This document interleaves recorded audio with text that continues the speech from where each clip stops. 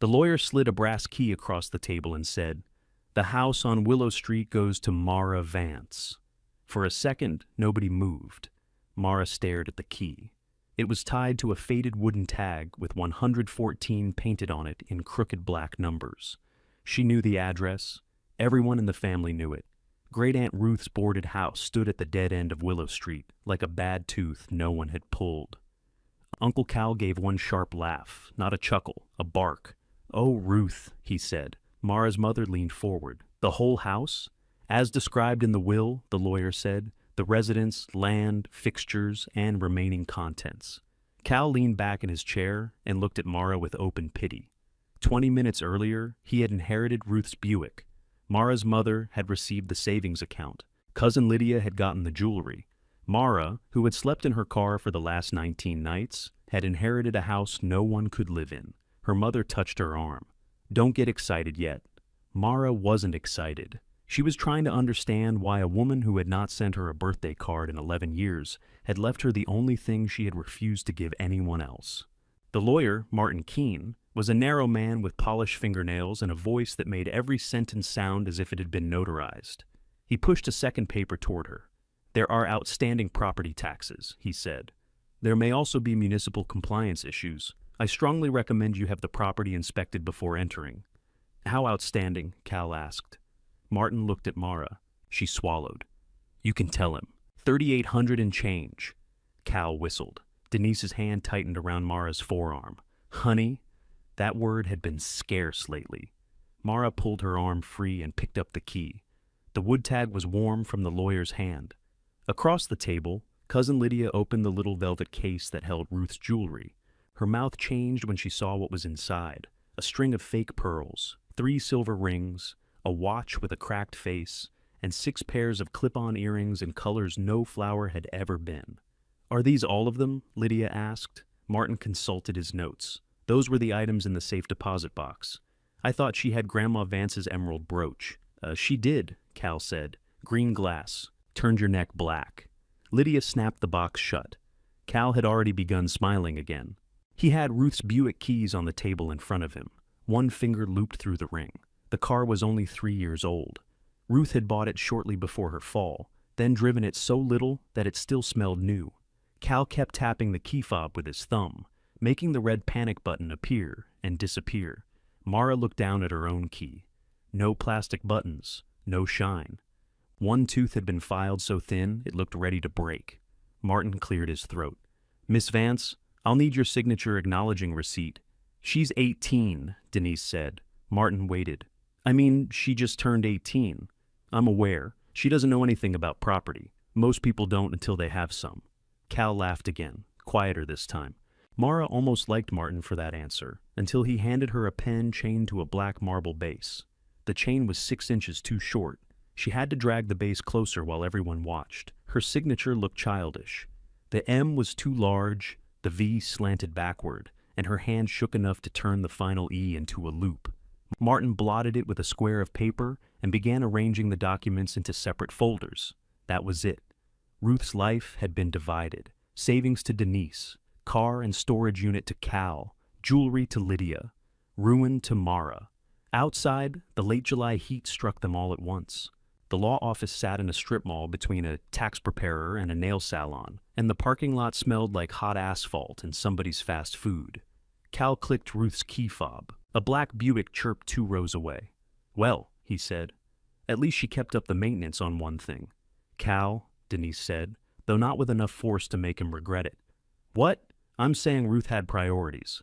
Lydia walked off without saying goodbye, the velvet box tucked under her arm. Cal paused beside Mara's Honda. Its hood was faded to the color of old ketchup, and the back passenger window was covered with a black trash bag because the glass had stopped going up 3 months ago. He peered through the windshield. Mara stepped between him and the car. Cal glanced at her, then at the rolled blanket on the back seat. "You living in there?" The question came out softly, which made it worse. "I work nights. That's not what I asked." Denise moved quickly. "Her apartment situation is temporary." Mara looked at her mother. "I don't have an apartment situation." Denise's face stiffened. She wore a white blouse with tiny pearl buttons and tan pants that never wrinkled.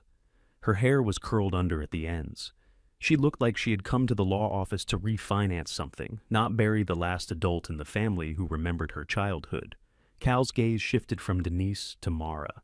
He seemed to make a decision. "Give me the house," he said. Mara blinked. "What?" "The lot's worth something. Not much with the structure on it, but something. I know a contractor who can clear it."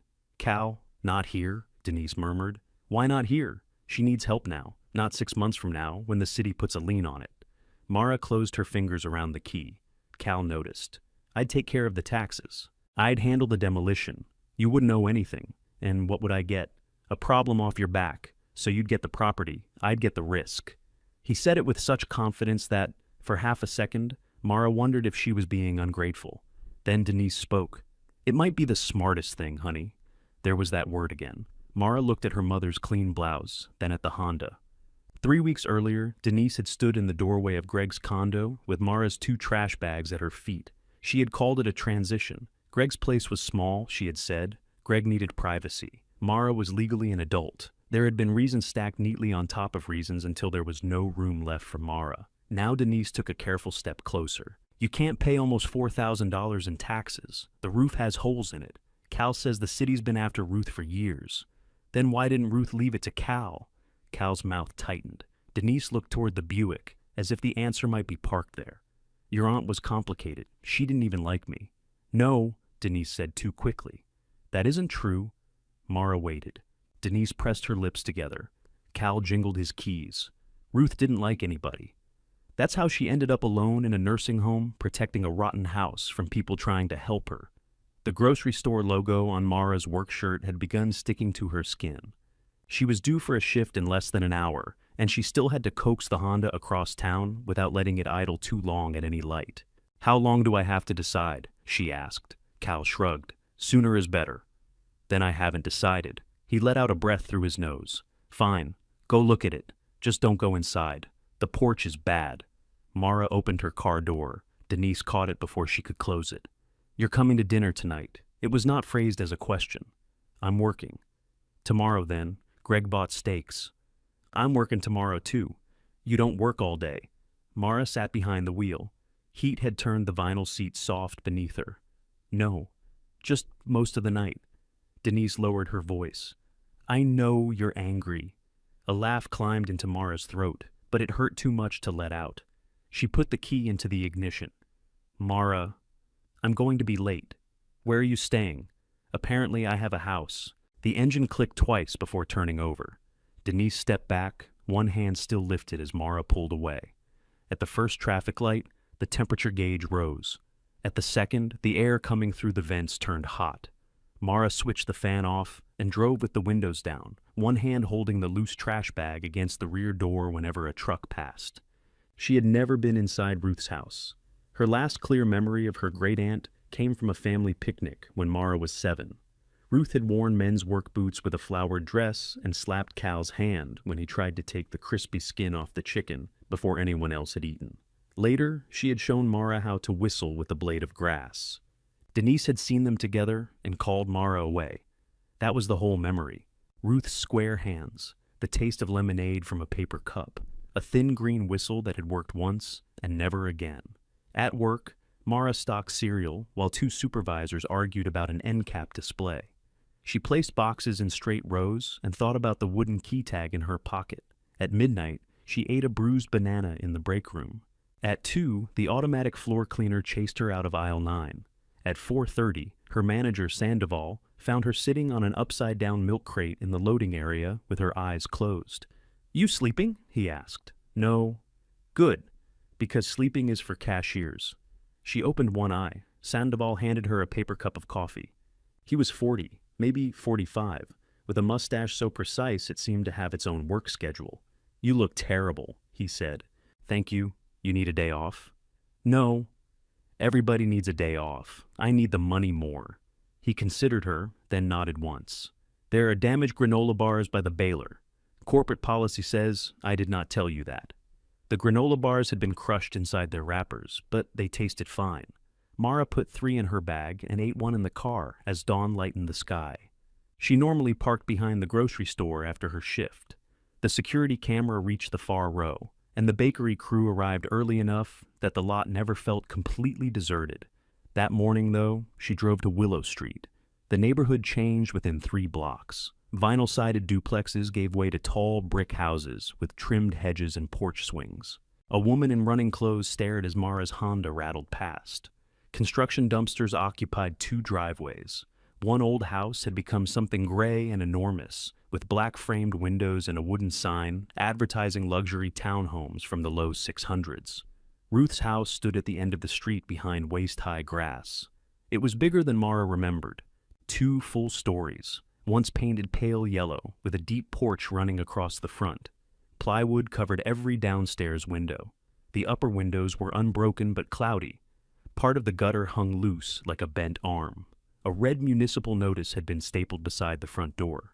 Mara parked at the curb and sat with both hands on the wheel. The place looked less like a home than a home someone had tried to erase. She almost left.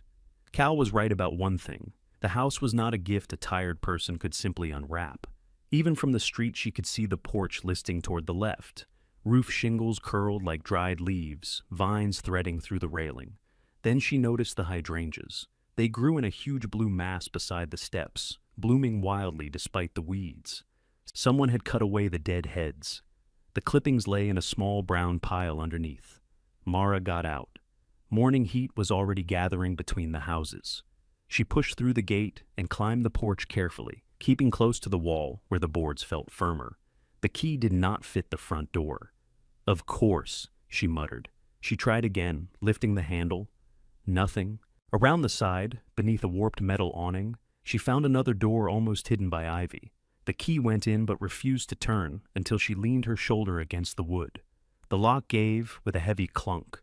Cool, damp air touched her face. The kitchen beyond was dim, its windows boarded from outside. A strip of sunlight came through a crack in the plywood and fell across yellow linoleum. There was dust on the counters and a brown water stain spreading across the ceiling, but the floor had been swept. Mara stood very still. On the counter beside the sink sat a clean white coffee mug, upside down on a folded dish towel. Something moved in the room behind her. Mara grabbed the tire iron from her bag and spun around. A man's voice came out of the dark hallway. "If you swing that," he said, "try not to hit the wall.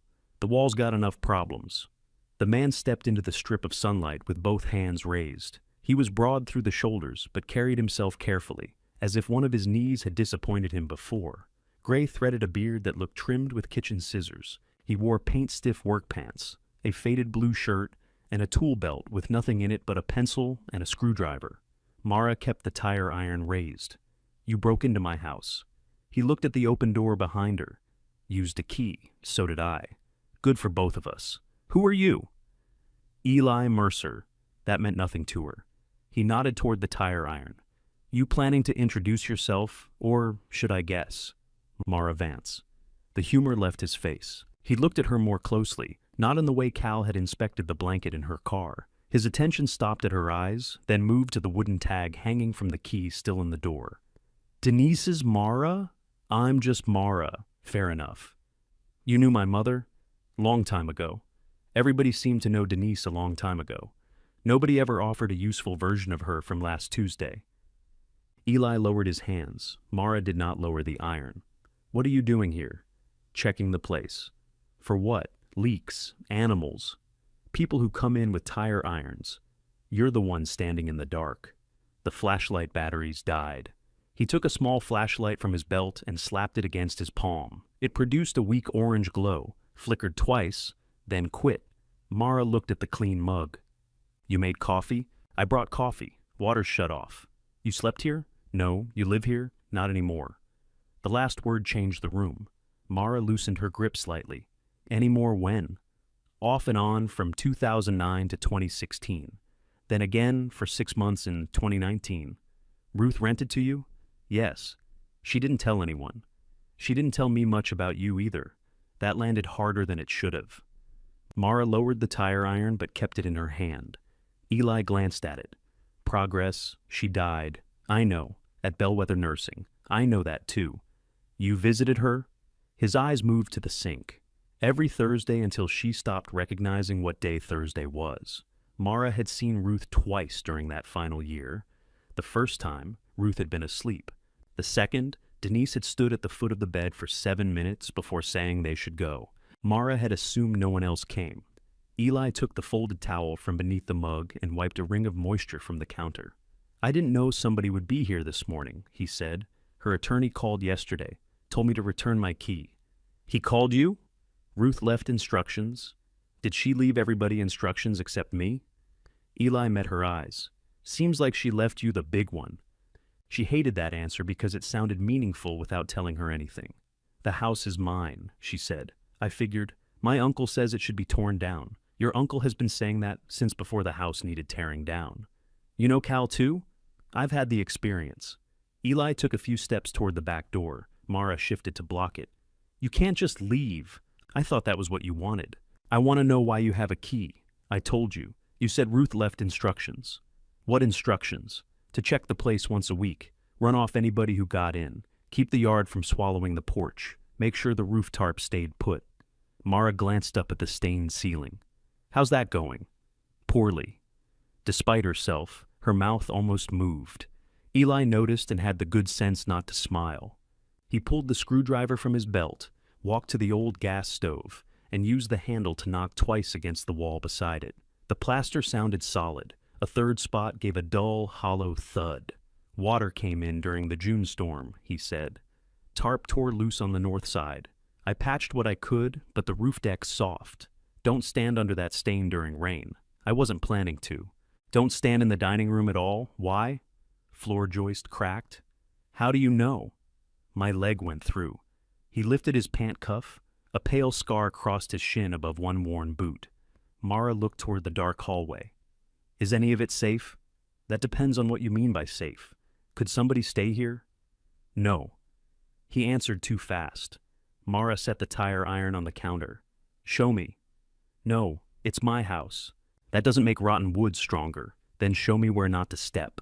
Eli studied her work shirt, the canvas bag over her shoulder, and the faint red marks the vinyl car seat had left on the backs of her bare legs. She wanted him to see an owner. She had the uncomfortable sense that he saw much more than that.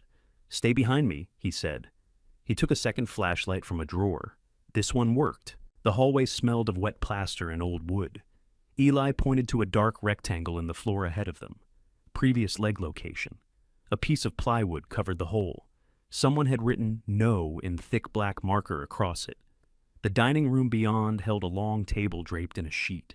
Water spots bloomed across the fabric. 6 chairs stood upside down on top, as if the room had closed for the night and never reopened.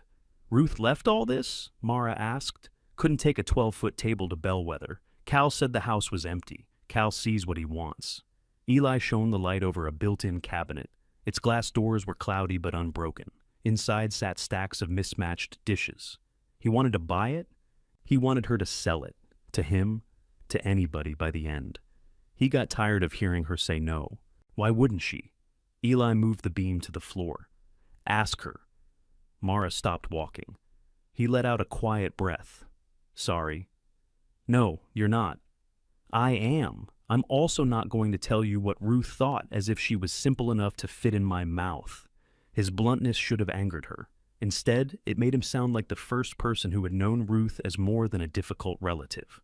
They passed a parlor with a fireplace blocked by a panel of sheet metal. The walls were painted green above white wooden molding, though whole sections had blistered from damp. On the mantel sat an empty glass vase and a photograph face down in dust. Mara reached for it. "Don't," Eli said. Her hand froze. He pointed above her. A section of ceiling bowed like a belly. She stepped back. At the front stairway, the morning light coming around the upstairs window turned the dust gold. 3 steps from the bottom, a blue glass marble rested against the baseboard. Mara picked it up. "You can touch that," Eli said. "Thank you." "Welcome." The stairs groaned beneath them. Eli tested each tread before letting her follow. Ruth kept tenants up here, 5 bedrooms, sometimes 6, depending on whether she was mad enough to call the back sewing room a bedroom.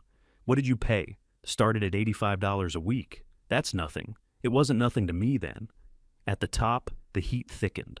A long hallway ran toward the back of the house. All the doors stood open except one painted dark blue. Eli pointed into the nearest room. Part of the ceiling had collapsed onto a narrow iron bed. Gray insulation lay across the mattress like dirty snow. Storm damage, he said. Next room's worse. The blue door was locked. What's in there? Ruth's things. Mara tried the brass key. It did not fit.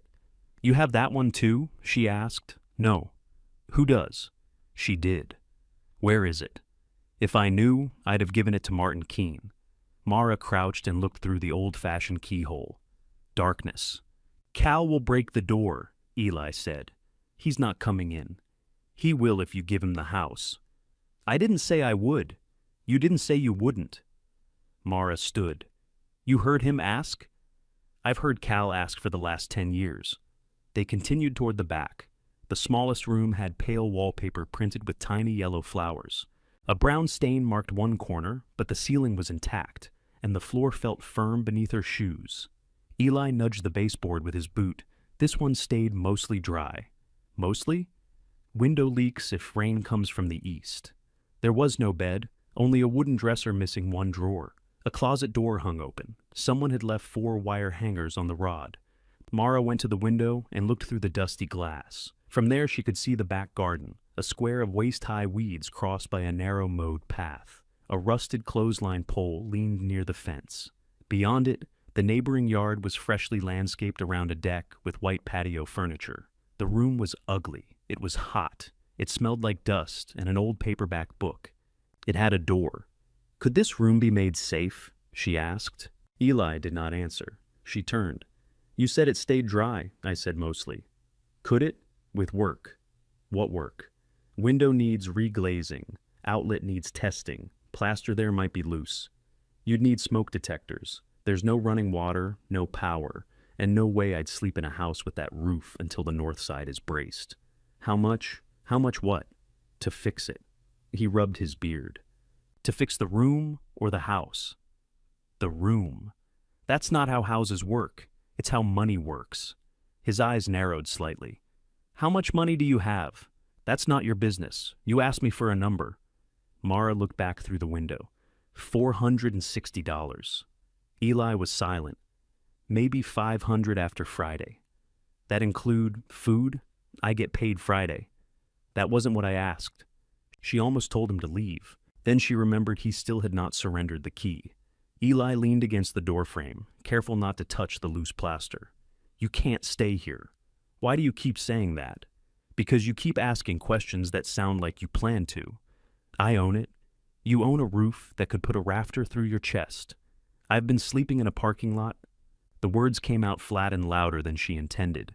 Eli stopped rubbing his beard. Downstairs, something ticked inside the walls. The house settled around them with a low wooden groan. How long? He asked. Mara hated the gentleness more than Cal's pity. Not long. How long? 19 nights. Eli looked out the window with her. His jaw shifted once. Your mother know? She knows I don't live with her. That is not the same thing. It is, if you're Denise. He nodded as if that confirmed something he had once suspected and hoped was no longer true. I can brace the roof, he said. Mara turned. Temporary. It won't repair anything. It buys time. How much? Materials, maybe 200 if I can reuse lumber. And your labor? I didn't say I'd do it for you. Her hope embarrassed her by appearing so quickly. Eli pushed away from the frame. There's a place above Platt's laundromat that rents by the week. I know, 220 plus a deposit. You checked. I check everything, except whether a stranger is in the dark before you enter a condemned house. I had a tire iron. That's not checking. He led her downstairs, stepping over the plywood marked No. In the kitchen, he took the key from the door and held it out. Mara opened her palm. He dropped it beside Ruth's key. I'll come tomorrow with a ladder and look at the roof, he said. Looking is not promising. I work tonight. What time are you done? 5? Morning? No, 5 in the afternoon.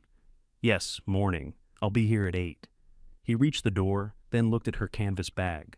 Coffee's from Dottie's, he said. Still warm. I don't want your coffee. I didn't offer it. It belonged to me 15 minutes ago. Now it's part of the remaining contents. He left before she could answer. Mara listened to his steps cross the porch and fade into the grass. A truck started somewhere beyond the side fence. She turned the mug over. The coffee was black and lukewarm. but she drank it anyway. Then she carried the tire iron to the front window and worked its hooked end beneath the edge of the plywood. The first nail shrieked as it pulled free. Sunlight widened across the floor, bright enough to show every crack and stain. Mara kept prying until the kitchen could see outside again. The board came away all at once and nearly knocked her backward. Mara caught herself against the sink. A small civilization of pillbugs scattered from the exposed sill, offended by daylight. She lowered the plywood to the porch, then stood in the kitchen with the tire iron hanging from one hand.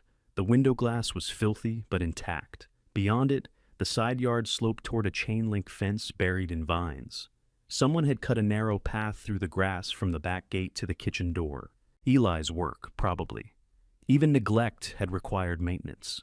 She pushed at the window. It did not move. Fine, she told it, one thing at a time. The house answered with a creak from somewhere upstairs. Mara drank the rest of Eli's coffee, swept a dead moth from the folded towel, and opened every kitchen cabinet. Most were empty. One held a jar of hardened sugar, 2 cans of tomato soup that had expired 4 years earlier, and a row of drinking glasses turned upside down on newspaper. In another, she found mouse droppings and closed it quickly. The drawer beside the stove contained rubber bands, birthday candles, a meat thermometer, 3 screwdrivers, and 17 keys. Mara carried the keys upstairs. None opened the blue door. She tried each one twice, first normally, and then while lifting the handle, because old doors could be spiteful. The final key slid halfway in and stuck so firmly that she needed both hands to pull it out. "You can stay mysterious," she whispered. "I have other problems." She left the keys on the floor beneath the knob so she would know which ones she had tried. The gesture made the hallway feel briefly inhabited. In the small back bedroom, she opened the dresser. A single brown button rolled across the bottom of the top drawer. The lower drawer smelled like cedar. She wondered who had lived there last, and whether that person had been relieved or sorry to leave. Mara sat with her back against the wall, meaning only to rest until the heat became unbearable. When she opened her eyes, sunlight was pouring through the window at a different angle, and someone was pounding on the front door. She jerked upright. Her neck had gone stiff. The blue marble rolled from her lap and tapped across the floorboards. "Mara!" Denise called. "I know you're in there." Mara found her phone beneath her thigh. It was 12:43. 7 missed calls glowed on the screen, 5 from Denise and 2 from the grocery store. Her stomach dropped until she remembered she was not scheduled again until 9 that night. She went downstairs, stepping around the plywood marked "No." Denise stood on the porch holding a large iced tea and wearing sunglasses. Cal waited in the grass with a man Mara had never seen before. Both men were looking up at the roof. Mara opened the door 6 inches. "What are you doing here?" Denise demanded. "Sleeping, until somebody started banging." "In there?" Cal turned. He wore khaki shorts and a polo shirt, as if inspecting a golf course. The other man was sunburned across his bald head and held a clipboard. "You went inside?" Cal asked. "I have a key. That doesn't make it safe." Mara glanced at the stranger. "Who's he?" "Denny," Cal said. "The contractor I mentioned." The man raised 2 fingers in greeting. "Ma'am." Mara was not accustomed to being called ma'am. She disliked it immediately. "I didn't ask for a contractor. He was in the neighborhood." Denny looked down the empty street. Cal ignored that. "I thought you'd want real numbers before you made a decision. He's not going inside." "I don't need to go inside to tell you it's bad," Denny said. He sounded almost apologetic. Roof lines sagging, porches pulling away. Might have foundation issues at the northeast corner. Denise removed her sunglasses. "Mara, your face is filthy." Mara wiped her cheek with the back of her hand. It came away gray. "What happened to the window?" Cal asked. I took the board down. "You need to leave those up." "Why?" "Because it keeps people out. It also keeps sunlight out." Cal looked at the open kitchen window as if she had taken a wall down with her bare hands. "Ruth boarded it for a reason." "I thought Ruth was crazy." "I didn't say crazy." "You said complicated," Mara told Denise. "He said alone." Denny shifted the clipboard under his arm. He had the trapped expression of a man who charged by the job, but had stumbled into a family argument priced by the hour. Cal lowered his voice. "May I speak to you privately?" "You can speak from the yard. I'm trying to protect you." "From my house?" "From making an emotional decision." Mara opened the door wider. What emotion do you think I have about this place? No one answered. That was the strange part. She had not loved Ruth. She had barely known her. She did not feel sentimental about the damp walls or the collapsing ceilings. Yet Cal's assumption that her refusal had to be irrational made her want to plant both feet on the porch and grow roots through the boards. Denny cleared his throat. I can take the structure down, haul everything, grade the lot. 21,000, assuming there's no asbestos. More if there is. Denise's lips parted. Cal nodded as if the number proved something. That's what you're facing. Mara looked at Denny. How much to fix the roof? He glanced at Cal before answering. Couldn't say without getting up there. Then your number isn't what I'm facing. It's what he asked you to price. Denny rubbed the back of his head. That's fair? Cal's jaw tightened. A fly circled Denise's drink. She moved it away with an irritated flick. Honey, come shower at our place, she said. Get something to eat. We can talk when you're rested. Are you going to ask me to sign it over? Not today. Cal made a sound. Denise looked at him. Not today, Cal. There was enough steel in her voice that he stepped back. Mara almost said no. The refusal rose automatically, sharp and comforting. Then she smelled herself. Her hair felt glued to her scalp, and her last meal had been crushed granola bars. I'll come by at 6, she said. I can drive you. I have a car. Denise looked toward the curb, where the Honda sat with its trash bag window stirring in the breeze. I'll come by at 6, Mara repeated. She shut the door. Their voices continued outside in low bursts. Cal's carried most clearly. Not thinking, then Denise. She's tired. She's exactly like... The rest disappeared as they moved toward the street. Mara waited until the Buick and Denise's silver crossover drove away. Denny's pickup left last. He paused at the stop sign, looked back at the house, and gave her a small shrug through the open window. At 5:30, the Honda would not start. Mara turned the key and got a dry click. She waited, tried again, then opened the hood as if the engine might point politely to the problem. A man across the street was watering a row of hostas. He watched for a minute before calling. Battery? Probably. You need a jump? I have cables. She did not. He brought his own and positioned his pickup nose to nose with the Honda. His name was Frank Alvarez. He had lived across from Ruth for 9 years and had once called the city about the grass. Nothing personal, he said as he attached the clamps. Rats were crossing the street like they paid taxes. Did Ruth yell at you? For the grass complaint? No. She mailed me a packet about native habitats. That sounds worse. Frank laughed. The Honda started after 2 tries. Don't shut it off, he warned. Mara thanked him and drove to Denise's condo with the engine running rough at every light. Greg opened the door before she knocked. He was a large, pink-faced man who sold commercial flooring and spoke to Mara in the patient tone of someone explaining airport security. He wore an apron printed with "Kiss the Cook," though he had never shown any desire to be kissed by anyone while cooking. Hey there, he said. Big day. That's one way to describe it. Your mom's been worried. Denise appeared behind him. You're late. My car wouldn't start. I offered to drive you, and then I'd be stranded here. Greg stepped aside. Bathroom's free. Mara walked past them carrying her canvas bag. The condo smelled like grilled meat and the lemon cleaner Denise used on every hard surface.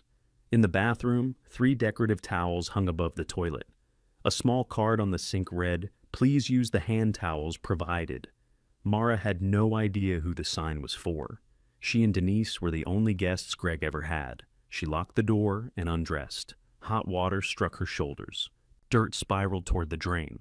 Mara stayed under the spray until someone tapped twice. Mara, Denise called. Save some hot water. The old bedroom Mara had used during the 2 months before Greg asked when she planned to move out was now an office. A wide desk stood where her mattress had been. Greg's printer occupied the shelf that once held her clothes. On the desk lay a white folder. Mara opened it. A yellow sticky note on the first page read, "Sign here," in Cal's blocky handwriting. The document beneath it was not something she understood completely, but she recognized the Willow Street address and the line where her name had been typed. Denise stood in the doorway. I told him not today, she said. You put it on the desk. He left it here, and you left it open. Denise crossed her arms. It's only paperwork to let Cal handle the property. No one is stealing anything from you. Then why didn't anyone explain it before typing my name? I planned to. When? After dinner. When you were calmer. Mara closed the folder. I am calm. You slept in a condemned building. I fell asleep sitting down.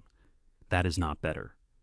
Greg called from the kitchen that the steaks were resting. Denise's face changed at the sound of his voice. Not softened exactly. Rearranged. Please, she said. Can we have one meal without a fight? Mara looked at the folder between them. You set the table for one. She picked up her bag and left with wet hair. The Honda started, but the headlights dimmed whenever she stopped. She drove to Willow Street instead of work, parked facing downhill in case she needed to roll start the car, and carried her blanket inside. The kitchen floor was the only place she trusted. She pushed the old table against the door, laid the blanket beneath the window, and kept the tire iron beside her head. Darkness changed the house. Pipes knocked, though there was no water. Something scratched in the wall. Every settling board sounded deliberate. Mara lay awake, watching moonlight reach through the window she had uncovered. Near midnight, footsteps crossed the porch. They stopped outside the kitchen. The doorknob turned once, slowly, then stopped against the lock. Mara wrapped her hand around the tire iron and sat up. The knob moved again. She crossed the kitchen without turning on her phone light. Her bare foot landed in something cold and gritty, but she did not look down. She eased the table away from the door, lifted the iron over one shoulder, and unlocked the deadbolt. Then she yanked the door open. Eli stood on the porch, holding a rolled tarp. He looked at the tire iron, then at her blanket on the floor. I see we've developed a theme, he said. Mara lowered the iron.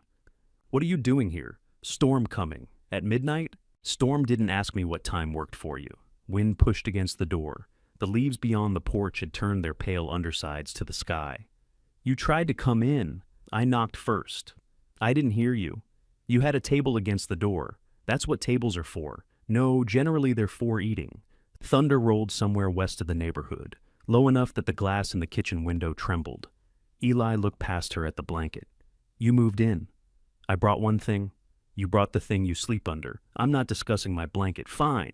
We'll discuss the tarp. He held it up. One edge had been patched with silver tape. I can't put this on the roof in lightning. There's a low section behind the upstairs north window where I can secure it from inside, but you need to move anything you care about out of that room.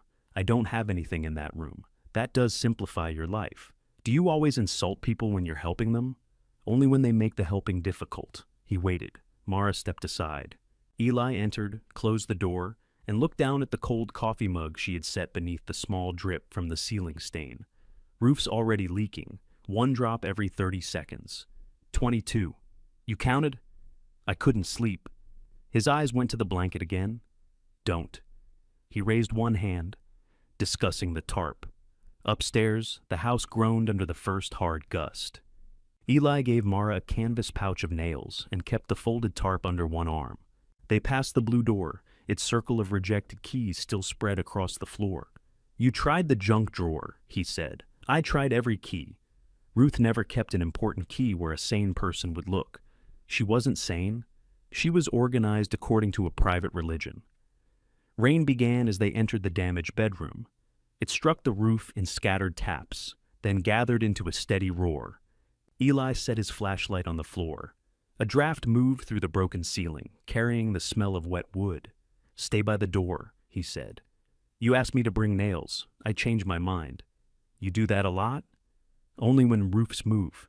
He stepped onto a joist where the ceiling plaster had fallen away, reached through the opening, and pulled. A loose section of blue tarp came down with a rush of dirty water. Mara jumped back. Eli did not move fast enough. Water soaked his shirt and ran from his beard. She pressed her lips together. Go ahead, he said. I'm not laughing. Your face is. It's the private religion. He wiped his eyes with one sleeve. Give me 3 nails. She crossed the room carefully, passing them into his open palm. He climbed halfway into the ceiling cavity and began fastening the new tarp to exposed wood. Lightning flashed through the upstairs windows. You said you wouldn't do this in lightning, Mara called. I'm indoors. You're inside the roof. Different apartment. The leak slowed above him, but appeared in 2 new places near the wall. Mara dragged the ruined mattress aside and positioned an empty paint bucket under one. For the other, she found a flower pot in the hallway. Water drummed into both with different pitches. They worked without talking for several minutes. Eli secured the last corner, backed down, and sat on the floor breathing hard. Rain darkened his shirt from collar to waist. "You okay?" Mara asked. "Excellent. Always wanted to be weather." She leaned against the doorframe. "Why did you come? I told you. You could have waited until morning. I saw the board off the kitchen window when I drove by." "You drove by at midnight?" "I work late sometimes." "At what?" "Anything people pay me to fix." "That sounds legal." "Mostly." The house shuddered in the wind. Mara watched the ceiling opening. The tarp held. Eli pulled himself to his feet with a quiet grunt. "You can't sleep downstairs under that stain." "I'm not under it." "You're 8 feet away. The room is 12 feet wide. There aren't many options. The back bedroom is safer. You said there's no smoke detector. I have one in my truck." Mara stared at him. He sighed. It was for another job. "Of course." They carried her blanket upstairs. Eli tested the outlet in the small room with a yellow device he fetched from his truck. It showed no current, which struck Mara as unnecessary confirmation in a house without electricity. He installed the battery smoke detector above the door and pushed hard against the window frame. "This needs work," he said. "It's not raining in." "Low standard. It's my current one." He looked at her across the empty room. Rain hissed against the glass. "You miss work?" he asked. Her phone lay downstairs beside the coffee mug. She had silenced it after Denise's 7th call, meaning to set an alarm before her shift. Mara's stomach tightened. She ran down, nearly stepping onto the plywood marked "No," and grabbed the phone. 9 missed calls. 4 were from the grocery store. The last voicemail was from Sandoval. "Mara, it is 10:15. You are not dead because dead people have someone call for them. Call me." She checked the time. 12:38. Eli stood in the hallway. "Go," he said. "My car might not start." "I'll drive you. I can't leave it here. Nobody wants it. It has everything I own." He glanced toward the ceiling.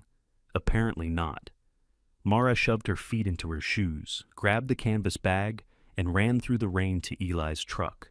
The cab smelled of sawdust, peppermint, and wet dog, though there was no dog. A foam cup filled with screws occupied the cup holder. Mara moved it to the floor. Eli drove with both hands on the wheel and the wipers at their highest speed. "What do I tell him?" she asked. "The truth. That I inherited a house, skipped work, and forgot what time it was? Maybe not all the truth. He'll fire me. Maybe." "You're supposed to say he won't." "I don't know the man." "You're terrible at helping. You keep reviewing the service and still accept rides." The grocery store's red sign glowed across the wet parking lot. Eli stopped near the loading entrance. Mara opened the door, then hesitated. "Are you leaving?" "Eventually. Will you wait?" He looked at the clock on the dashboard. 10 minutes. "What if it takes longer? Then you'll learn the bus schedule." Sandoval stood beside the cardboard baler with his arms crossed. The precise mustache made his expression look even more severe. Mara's shoes squeaked as she approached. "I'm sorry." "I am also sorry," he said. "I am sorry I answered 6 calls asking where you were. I am sorry Janine stayed late. Mostly I am sorry you smell like a basement. I fell asleep. That happens in beds. You own one of those?" The question caught her. Sandoval's face changed by half a degree. "You don't?" "I have somewhere now." "Somewhere with a basement smell?" "It's complicated. Complicated gets 1 phone call. You made 0. I know. You want this job? Yes. Why? I need it. Bad answer. What's the good answer? That you're good at it." Mara said nothing. Sandoval scratched the side of his mustache. "You are good at it. You show up. You work. You do not hide cereal behind the paper towels to avoid stocking it." "That was Derek." "I know it was Derek. So am I fired?" Janine covered. "You owe her. Tonight is a write-up. Next time is something worse." Relief made Mara's knees weak, which annoyed her. Sandoval pointed to her work shirt. "Go home. Change. Come tomorrow at 9. Dry in 5 minutes early. I can work now." "You look like a crime scene." "I need the hours. You needed the shift you missed." That stopped her. Sandoval walked away, then turned back. "Damaged sandwiches in the break room cooler. The turkey ones expire at 6. Corporate policy remains hostile to hunger." Eli was still waiting when Mara returned with 2 wrapped sandwiches under her shirt to keep them dry. "You employed?" he asked. "Technically." "Congratulations." "Don't sound so surprised."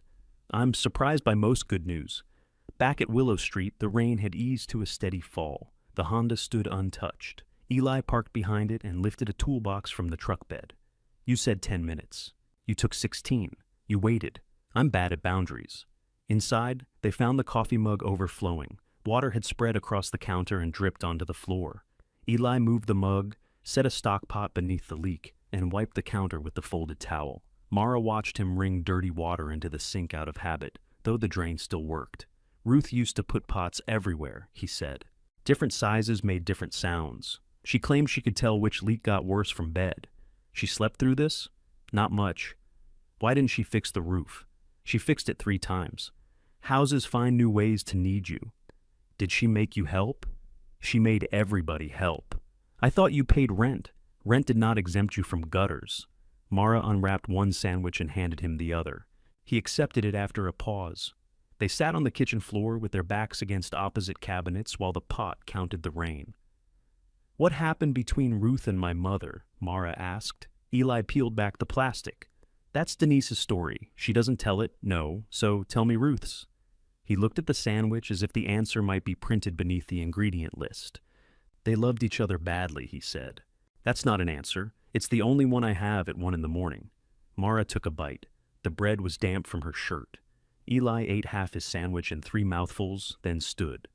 I'll be back at 8. It is 8. 8 with sunlight. He paused beside the door. Sleep upstairs. I will. Shoes by the bed. Tire iron near your hand. I know. And if you hear the roof crack, what does a roof cracking sound like? You'll know. That is not helpful. No, he said. It never is. After he left, Mara carried the blanket upstairs again. The rain softened. She placed her shoes beside the wall, the tire iron within reach, and the blue marble on the windowsill. The small room did not feel safe. It felt chosen. For the first time in 19 nights, Mara closed a door between herself and the world before she slept. Eli's knocking entered Mara's dream as someone hammering inside the wall. She woke with the tire iron across her stomach and sunlight in her eyes. For several seconds, she did not know where she was. Then the yellow flowers on the wallpaper came into focus, along with the smoke detector above the door and the blue marble glowing on the sill. The knocking came again. Roof remains attached, Eli called from downstairs. Owner status unknown. Mara checked her phone. 8:12. You're late, she called, so you're alive. She found him on the porch beside a stack of lumber. Most of it was used with old nail holes and patches of white paint. 2 new boards rested on top, bright and clean. Where did that come from? Garage tear out in Brighton. Homeowner paid me to take it, so it's garbage. Reclaimed material. It has nails in it. Vintage character. He handed her a hammer. Pulled them. Mara looked at the lumber, then at him. Good morning to you too. You inherited a house. Mornings are different now. Eli carried the new boards inside. Mara sat on the porch steps and began pulling nails. The first bent instead of coming free. The second tore out with a squeal and sent her elbow backward into the railing. The railing moved. She froze. Don't lean on that, Eli called through the kitchen. You could have mentioned it, just did. By the time she had cleared 4 boards, blisters had formed along her palm. Eli inspected the pile, ran his hand over each piece, and rejected one for rot. What are we doing with these? Making a brace under the north rafters, temporary support. You said $200. I said, maybe 200. These were free.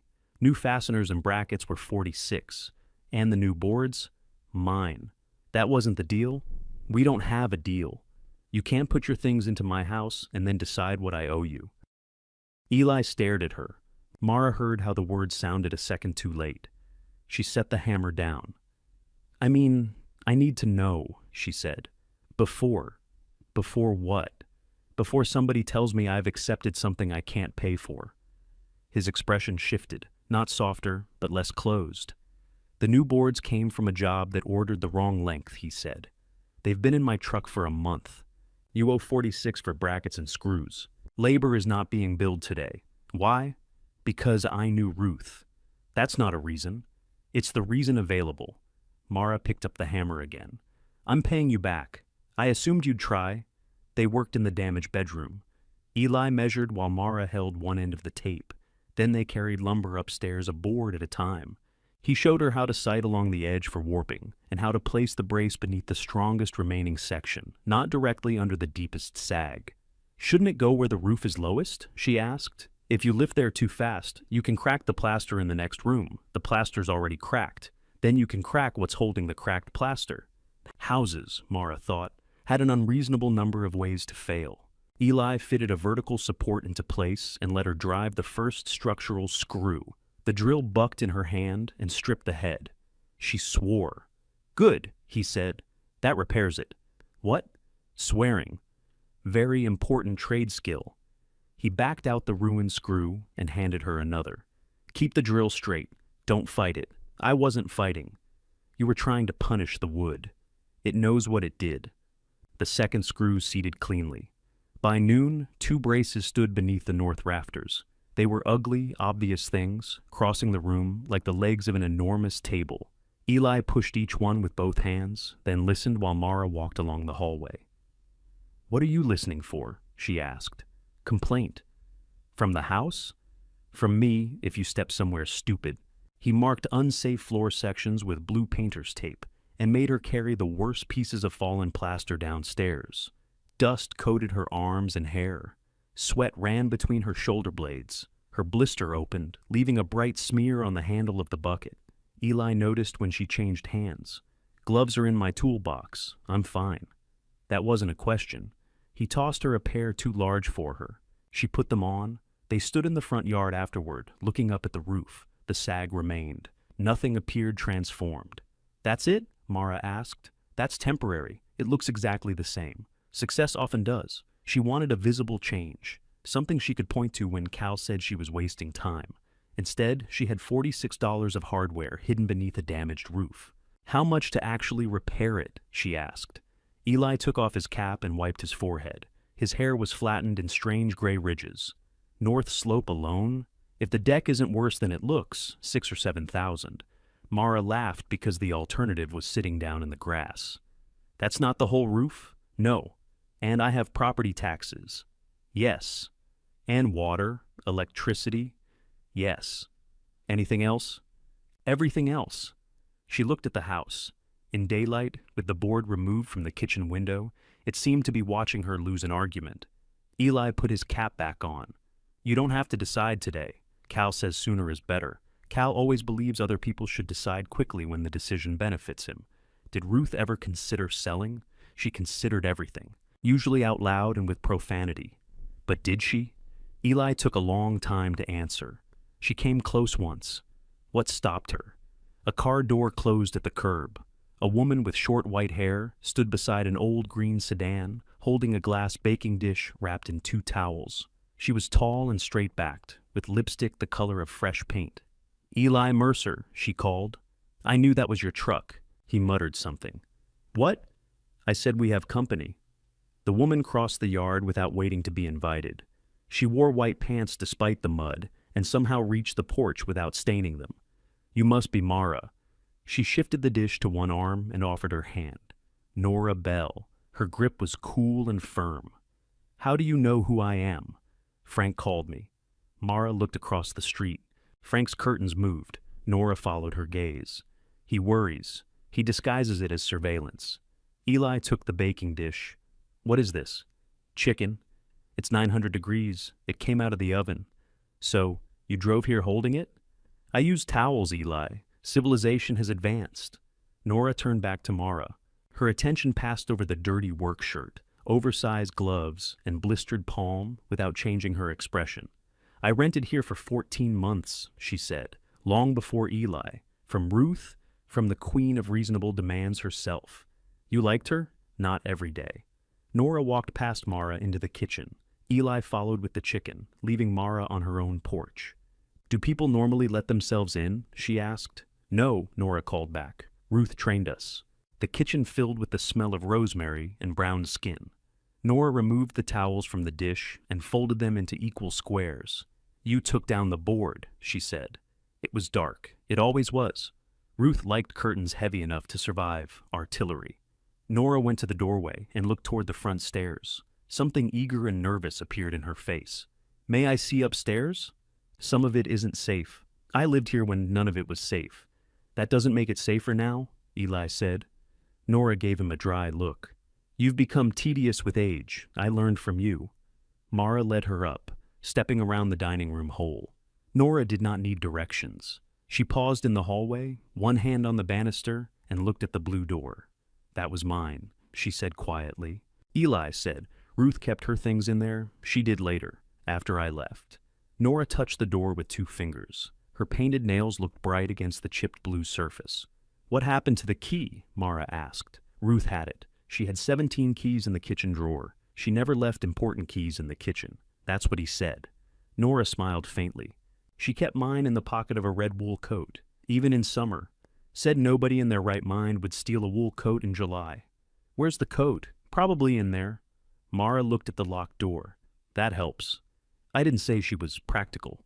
Nora walked to the small back bedroom. She stood in the doorway while Mara waited for her verdict. This was Marcus's room, Nora said. Who's Marcus? Marcus Reed. He stayed here after Eli's first stretch. Quiet man. Could repair anything with a plug. Another tenant? Nora nodded. There were quite a few of us. Why?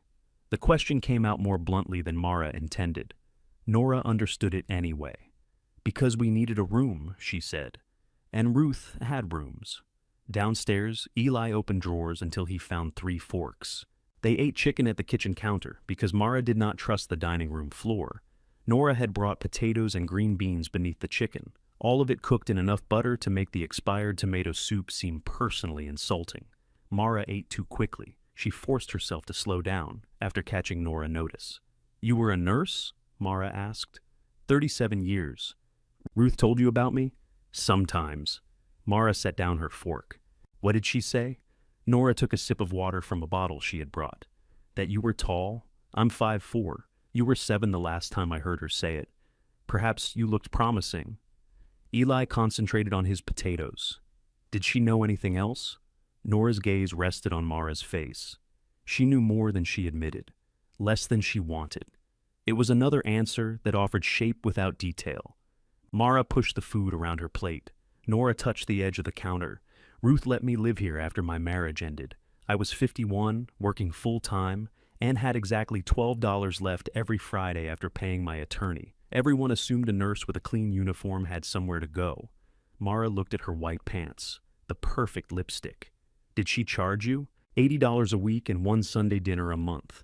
She raised it to $85 after I criticized her gravy. That sounds like her, Eli said. You complain too. I complain privately. You complain from the table. Nora smiled, but her fingers remained pressed to the scarred counter. When I could afford an apartment, I stayed 4 more months, she said. Ruth made that difficult. She believed leaving was the point. Then why did she keep the house after everyone left? Nora glanced around the kitchen. Everyone didn't, she said. Before Mara could ask what that meant, an engine growled outside. Cal's black Buick stopped at the curb. He got out holding a white envelope. Nora's mouth went flat. Eli put down his fork. Cal saw them through the uncovered window, and the surprise on his face sharpened into something Mara could not yet name. He looked less troubled by the failing house than by the fact that, for the first time in years, it had people inside.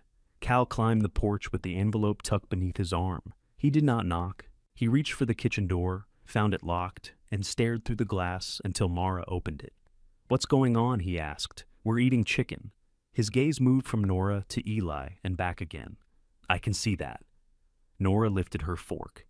You always were observant. Nora Bell. Cal sounded as if he had found mold beneath wallpaper. Who called you? Frank. Across the street, Frank's curtain dropped. Cal stepped inside. He had changed from the polo shirt into jeans and a short-sleeved work shirt. A small bloodstain marked one cuff.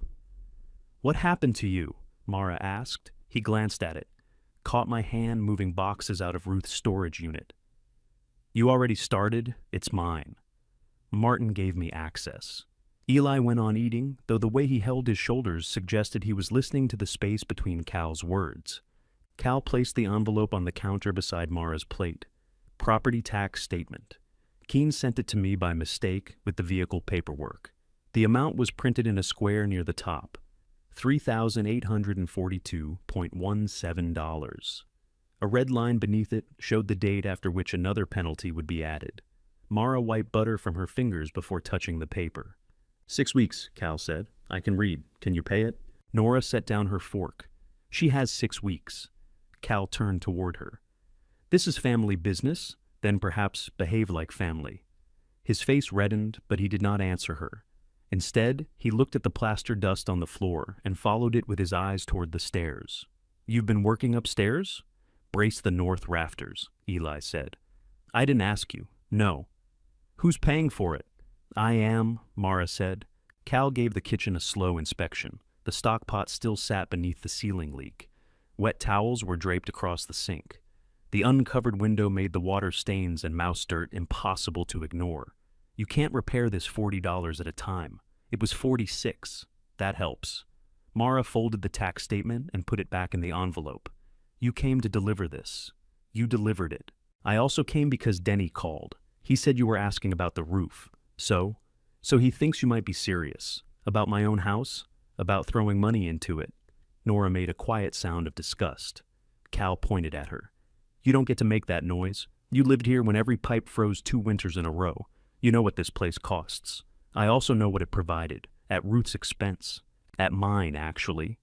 It was called rent. Rent that didn't cover half of what she spent. Because she refused to charge more. Exactly. Mara looked between them. Why are you angry that she charged cheap rent? Cal's attention snapped back to her. I'm angry because I spent 15 years being called whenever a toilet backed up or a furnace quit. Ruth would take in somebody who couldn't pay, then call me because she couldn't pay the plumber. Eli leaned against the counter. You usually came. Yes, I came. The force of it silenced the room. Cal flexed his right hand. A fresh cut crossed one knuckle, the source of the blood on his cuff. I came when she fell too, he said. Did anybody tell you that? She lay at the bottom of those stairs for 9 hours because she refused to wear the alert button I bought her. I found her. I called the ambulance. I sat at the hospital while she told the nurses I was trying to steal her house. Nora's expression softened, though only slightly. Cal looked at Mara. You think I want this property because I'm greedy? I want it finished. I want one thing involving Ruth to be finished. He turned and walked toward the door. Mara should have let him leave. Instead, she asked, why did she leave it to me? His hand stopped on the knob. I don't know. You never asked? I asked her plenty. She thought questions were surrender. Did she talk about me? Cal faced the door while he answered. Not to me. Then he looked back at Eli and Nora. If she's staying here and something happens, that's on both of you. It's on me, Mara said. That's what Ruth always said. He left. The Buick started hard, gave one smooth, expensive purr, and disappeared around the corner. Mara unfolded the tax bill again. The number had not improved. Nora gathered the plates. He isn't lying, she said. Mara looked up. About what? Ruth calling him. Cal repaired the downstairs toilet so many times that he eventually threatened to charge admission. He wants the land. Yes, those things don't fit together. Most true things don't fit neatly. Nora carried the plates to the sink, turned the faucet, and seemed surprised when nothing happened. Eli handed her a bottle of water. He found Ruth after she fell? Mara asked. Yes. Where was everybody who lived here? Gone by then. Ruth had stopped renting rooms after her balance worsened. We tried to convince her to move downstairs. She said the downstairs bedroom had depressing wallpaper. Eli wiped the counter with a paper towel. It was beige. It was depressing. Mara touched the tax bill with one finger. You said everyone didn't leave. Not all at once, Nora said. There was always someone here. Sometimes one person, sometimes 5. Ruth complained about every one of us, as though our arrival had been a clerical error. Why did people come? Word traveled. What word? That if you had a job but not enough deposit, Ruth might take weekly rent. If you'd left somewhere suddenly and did not want questions asked in front of strangers, she'd show you a room first and ask later. If you had no furniture, there was probably already a bed. Didn't anyone take advantage? Of course. Nora dried the plates with one of the towels that had wrapped the chicken. Some people left owing money. One stole a lamp. A man named Curtis tried to sell Ruth's lawnmower while she was using it. What did she do? Bought it back from the pawn shop and added the cost to his rent. She let him stay for 2 months. Then she threw his clothes onto the porch after he tried to sell Eli's toolbox. Eli held up one finger, attempted to sell. Nobody would pay what he wanted. Mara tried to imagine the dark kitchen crowded with people arguing about a lawnmower. The house had seemed abandoned from the street for as long as she could remember. Even before the boards, Denise drove a different route rather than pass it. Why didn't Ruth tell the family? She did, Nora said. They called us strays. She folded the towel and set it beside the clean mug. It was not perfect here, Mara. Ruth could make kindness feel like military service. She read mail over your shoulder and asked about every unfamiliar car, but no one had to pretend they were fine before coming through the door. Nora's eyes settled on the canvas bag by the stairs. Mara looked away first. After Nora left, promising to return for her baking dish, Eli gathered his tools. I have to get to a job, he said. Mara took $46 from her wallet. 2 20s, 1 5, and a 1. Her cash looked painfully thin afterward. Eli accepted it without counting. Do you know anything about alternators? She asked. They generate electrical current. Anything useful? They cost money. My headlights dim when I stop. Could be the alternator. Could be a bad connection. How much? For me to look? Nothing. I'm not doing the thing where I owe you and don't know it. Then $20. To look? You insisted. He followed her outside and had her start the Honda. The engine turned reluctantly. He pressed on one battery cable, frowned, then shut the car off. This terminal is loose and corroded. Can you fix it?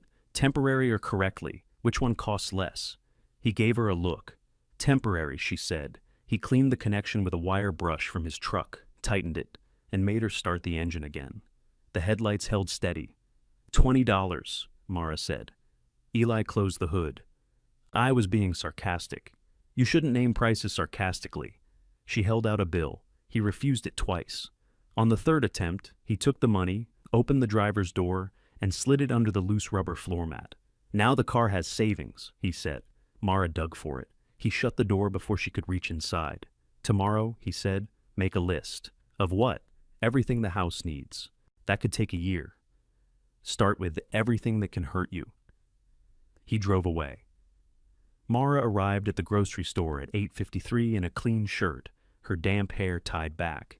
Janine was stocking bottled juice in the refrigerated aisle. She was 26 and wore purple eyeliner, even on overnight shifts. Mara approached with the cautious feeling of someone preparing to be slapped by a polite person. I'm sorry you had to stay, Mara said. Janine put another bottle on the shelf. I missed a dentist appointment. At 10 at night? I like him. Mara waited. Janine sighed. It was drinks. I miss drinks. I'll take one of your shifts. I already gave you one. I mean, another one. That is not how owing works. What do you want me to do? Text me if you're not coming. I don't care if your reason is bad. Mara nodded. Janine glanced at the blister visible beneath the bandage on her palm. Sandoval said, family emergency. Something like that. Your mom? Something less stable. Janine looked curious but returned to the juice. At 4 in the morning, Sandoval assigned Mara to the household aisle.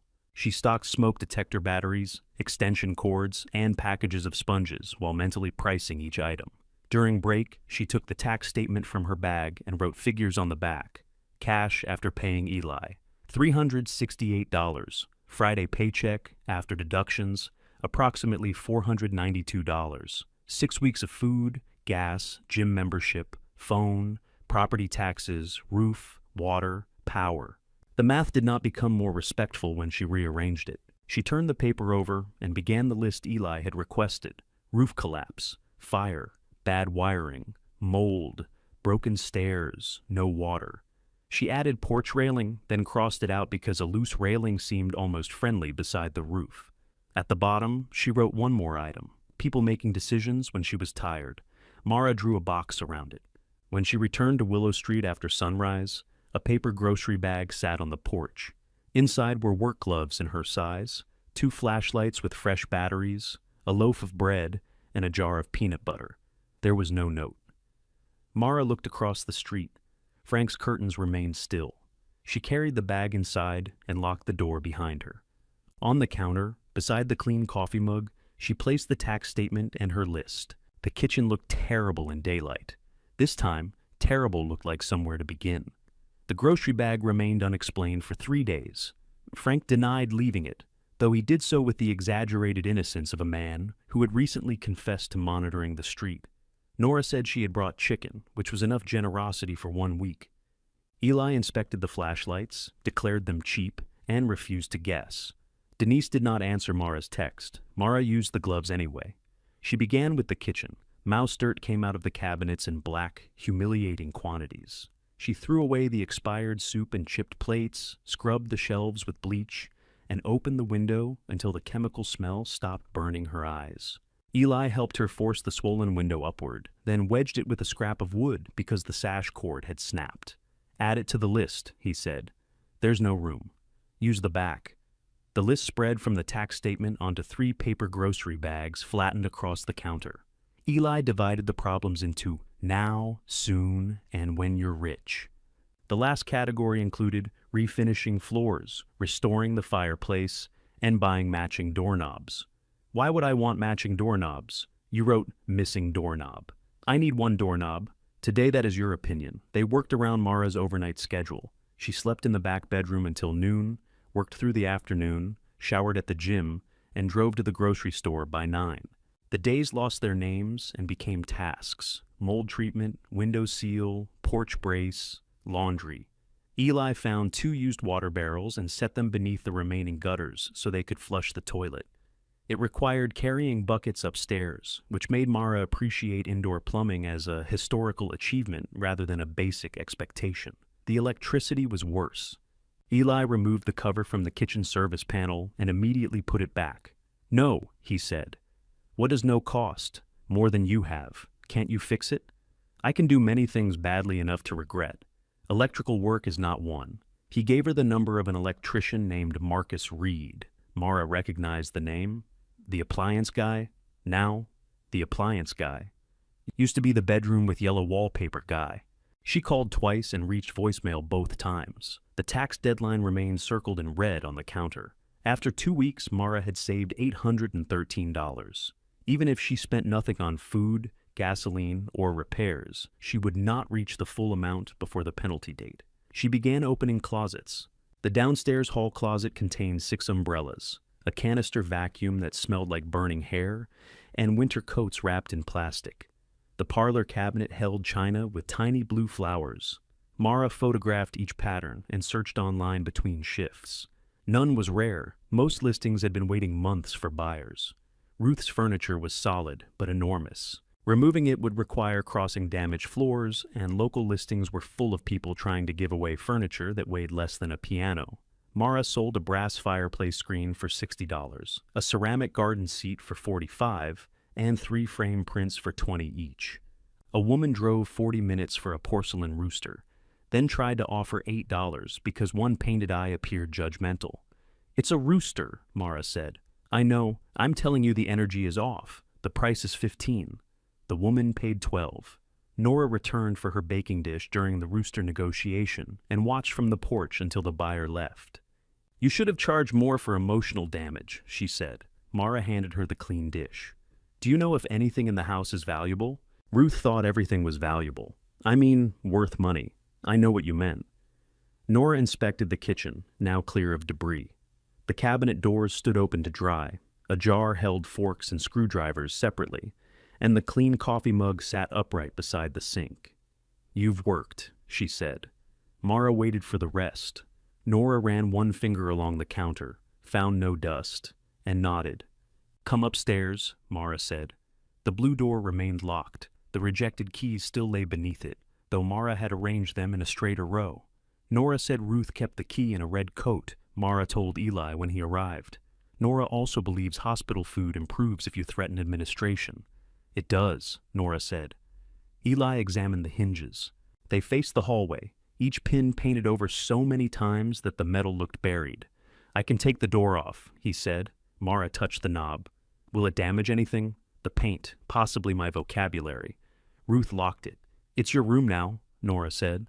That did not settle the question. Mara had entered every other space in the house because danger required it. The blue door felt different. Its lock was not a broken thing that needed repair. Ruth had chosen it. Then Mara glanced toward the counter downstairs, where the tax bill waited beneath 3 flattened grocery bags. "Open it," she said. Eli used a utility knife to score the paint around each hinge.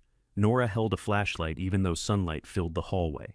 Mara steadied the door, while Eli tapped the first pin upward with a nail set and hammer. The pin moved a 1/4 inch. "Language remains acceptable," Nora said. "Give it time." The second pin came out coated in rust. The third refused.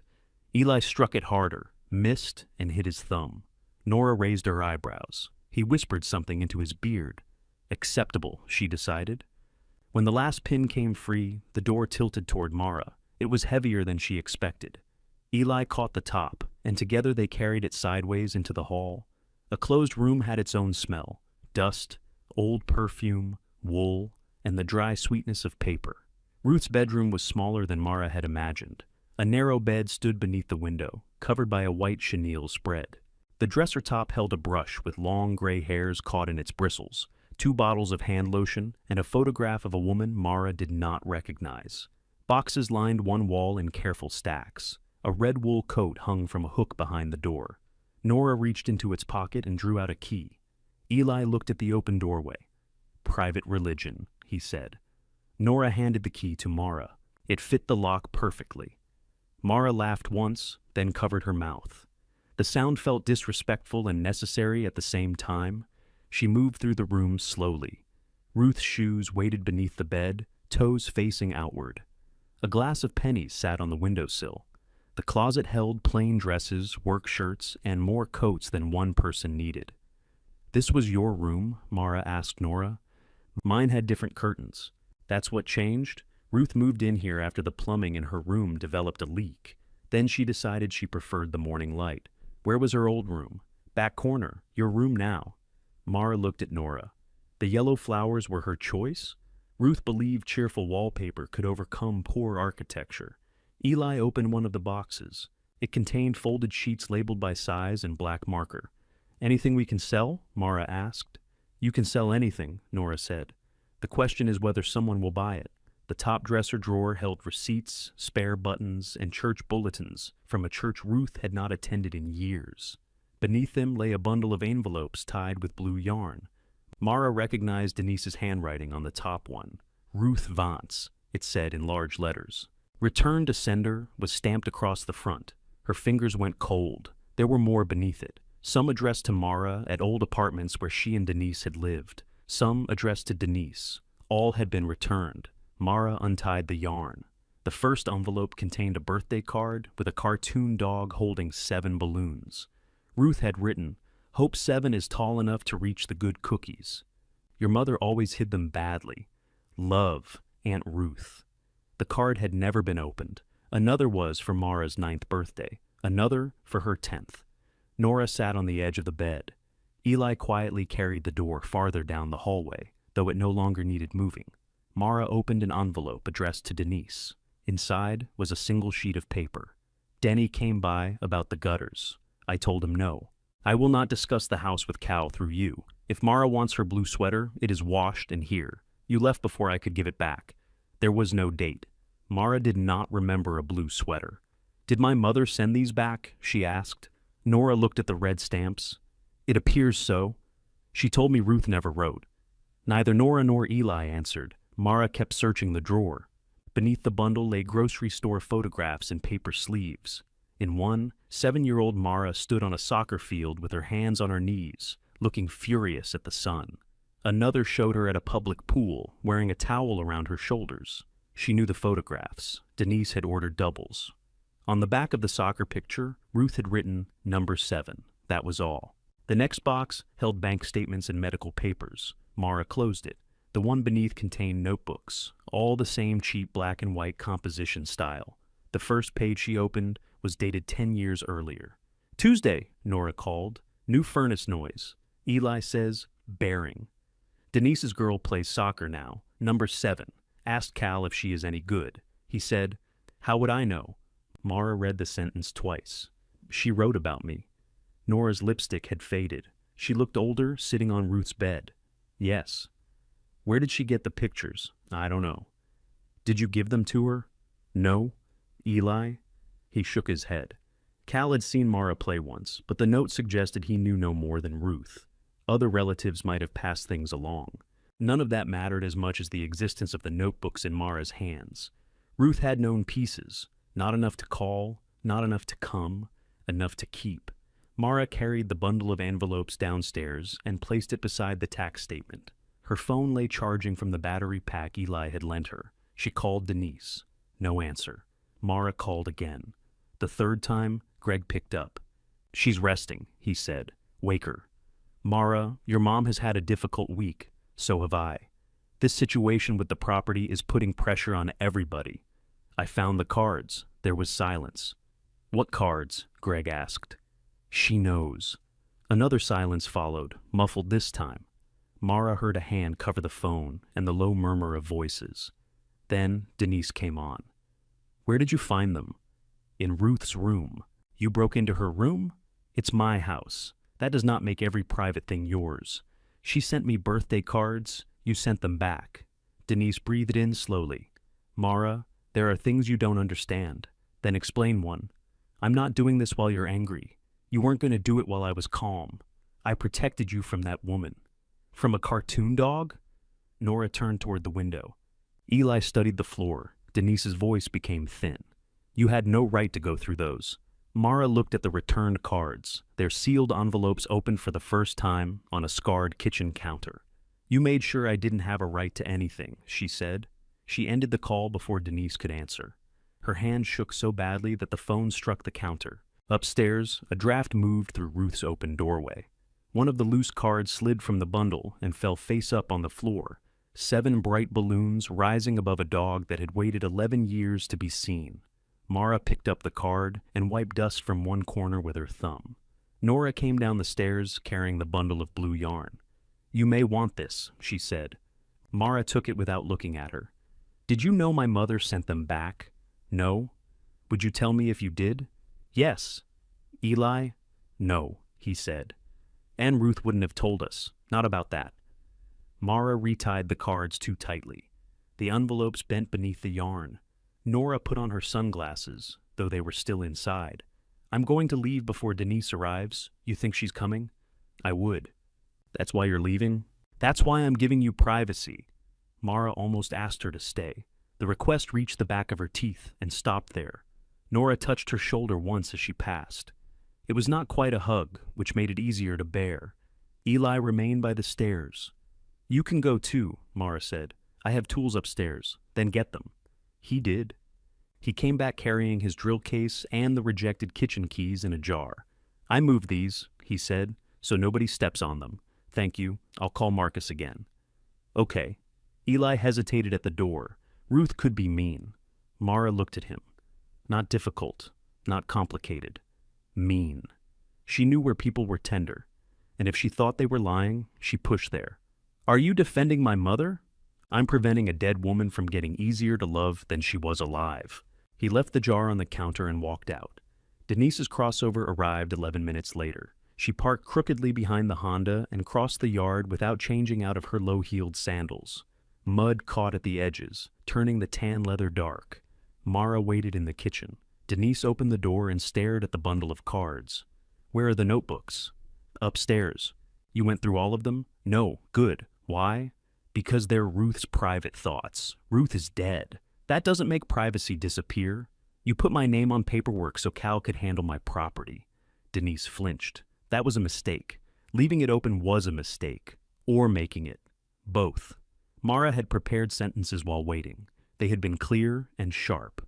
Now Denise stood in the kitchen with mud on her expensive sandals and a faint damp circle beneath each arm of her blouse. And every sentence tangled. She untied the yarn. Denise watched, but did not stop her. "You mailed this back when I turned 7. I know. Why? It wasn't about you. My name is on it. I was angry at her. So, you punished her with me." Denise sat on the wooden chair Mara had brought from the dining room after Eli tested the floor beneath it. "That is not what I thought I was doing." "What did you think?" "I thought I was closing a door." "You closed it from both sides." Denise pressed the heel of one hand to her forehead. "Your father left me with debt I didn't know existed. Ruth let me stay here. For a while, that helped." "For a while?" She charged rent I could afford. She watched you when I worked. She bought groceries and then made a show of not noticing when I used them. Mara said nothing. She also opened my bank statements. She called my manager to ask why I wasn't getting more hours. When I went out, she wanted the address, the telephone number, and a description of whoever I was with. That sounds like Ruth. You didn't know her. The words came fast enough to cut. Denise looked down. That's the point, I suppose. Mara held the birthday card by its edges. What did you fight about? A man. Greg? No, long before Greg. Who? It doesn't matter. Ruth thought he was using me. I thought she couldn't stand not being the person I needed. Was he? What? Using you. Denise laughed once without humor. Yes? A pipe clicked in the wall. She was right, Mara said. She was right about him. She believed that made her right about everything. Denise rose and walked to the sink. She touched the clean mug, then immediately took her hand away. She said, I kept chasing people who promised me an easier life and leaving her to clean up afterward. I said she made people dependent so they couldn't leave without feeling guilty. We were both cruel. The difference was that she had a house full of people ready to call her cruel and wonderful in the same breath. I had nobody. You had me. I had a responsibility. Mara's throat tightened. Denise turned. That came out wrong. No, it came out honest. You were not a burden. I didn't say burden. Mara, you said responsibility. You were also the best thing in my life. But first, I was something you had to carry. Denise gripped the edge of the sink. She looked suddenly tired, not polished or carefully arranged, just tired. Yes, she said. Sometimes, you were. The honesty hurt less than the denial would have. Mara resented that too. Denise nodded toward the cards. I sent the first one back because it had a note inside for me. Ruth wrote that she hoped I was finally behaving like a mother. The next year, she sent another. By then, I had told you she didn't want contact. I didn't know how to explain that I had lied, so I kept lying. This one doesn't have a note. I know. You opened it? No, I could see there wasn't one. Mara stared at her. That makes it worse, Denise said. I know. Why didn't Ruth come find me? She knew where we lived. The answer landed between them. I used to expect her, Denise said. Every birthday, every Christmas. I thought she would show up and make a scene. She never did. She mailed things. She asked other people questions. She kept records. Ruth was brave when she could stay in her own kitchen. Mara looked around the kitchen. The cracked linoleum, the pot beneath the leak. The place where Ruth had apparently been strongest and safest, which were not always the same thing. You told me she didn't care. I needed that to be true. And now? Denise picked up her purse. Now she left you this house, and I'm standing in it. That isn't an answer. It's the one I have today. She walked toward the door, then stopped. I left the groceries. What groceries? Denise looked puzzled. The bag, gloves, bread. You left that? You needed gloves. You could have put your name on it. I didn't think you'd use them if I did. Mara hated that her mother knew her well enough to be right. Denise stepped onto the porch. One heel sank into a soft board, and she grabbed the frame. Don't step there, Mara said automatically. Denise recovered and looked back. For a second, something like amusement passed across her face. You sound like Ruth. The comparison made Mara's skin prickle. Don't. Denise nodded. All right. She left with mud on both shoes. Mara sat at the counter and opened the first composition notebook. She read until the afternoon light moved from one wall to the other. Ruth recorded furnace noises, rent paid in partial amounts, arguments about dishes, and the names of people who borrowed tools. Mara appeared only in fragments. Mara hates canned peaches, according to Lydia. Soccer photograph, number 7. Denise changed phone numbers again. Cal says Mara wants to be a carpenter, probably a joke. She always took things apart. The final line stopped her. She had told Cal that once at a family barbecue. She had been 12 and fascinated by the way a deck fit together. Cal had laughed and told her carpenters started before noon. Ruth had written it down. Someone knocked on the kitchen window. A tall black man stood outside, wearing a gray work shirt embroidered Reed Appliance Electric. He pointed toward the door. Mara let him in. Marcus Reed, he said. Eli called enough times that I assumed somebody was bleeding. He appeared to be in his early 40s, with close-cut hair and heavy black-framed glasses. A voltage tester protruded from his shirt pocket. Mara, I know. Nora called too. Did Frank? Frank has not yet called, but I'm braced. He looked around the kitchen. His gaze stopped at the ceiling leak, then the open service panel, then the flattened grocery bags covered in lists. You're living here? Yes. Don't tell me that. Why? Because then I'm professionally obligated to say you shouldn't. Everyone has said it. Good. Saves time. Marcus removed the panel cover. He studied the wiring without touching it, then crouched and shone a flashlight upward. Eli was right to stop. Can you make it safe? Those are two different questions. That's what he says. He says it because I taught him. From upstairs came a bang as a loose window shifted in the wind. Marcus looked toward the sound. Yellow room still in the back? Yes. He smiled faintly. That window has always hated weather. You lived there. 11 months, Nora said after prison. His smile vanished. Mara wished she could pull the sentence back. Nora believes biographies should fit on name tags, he said.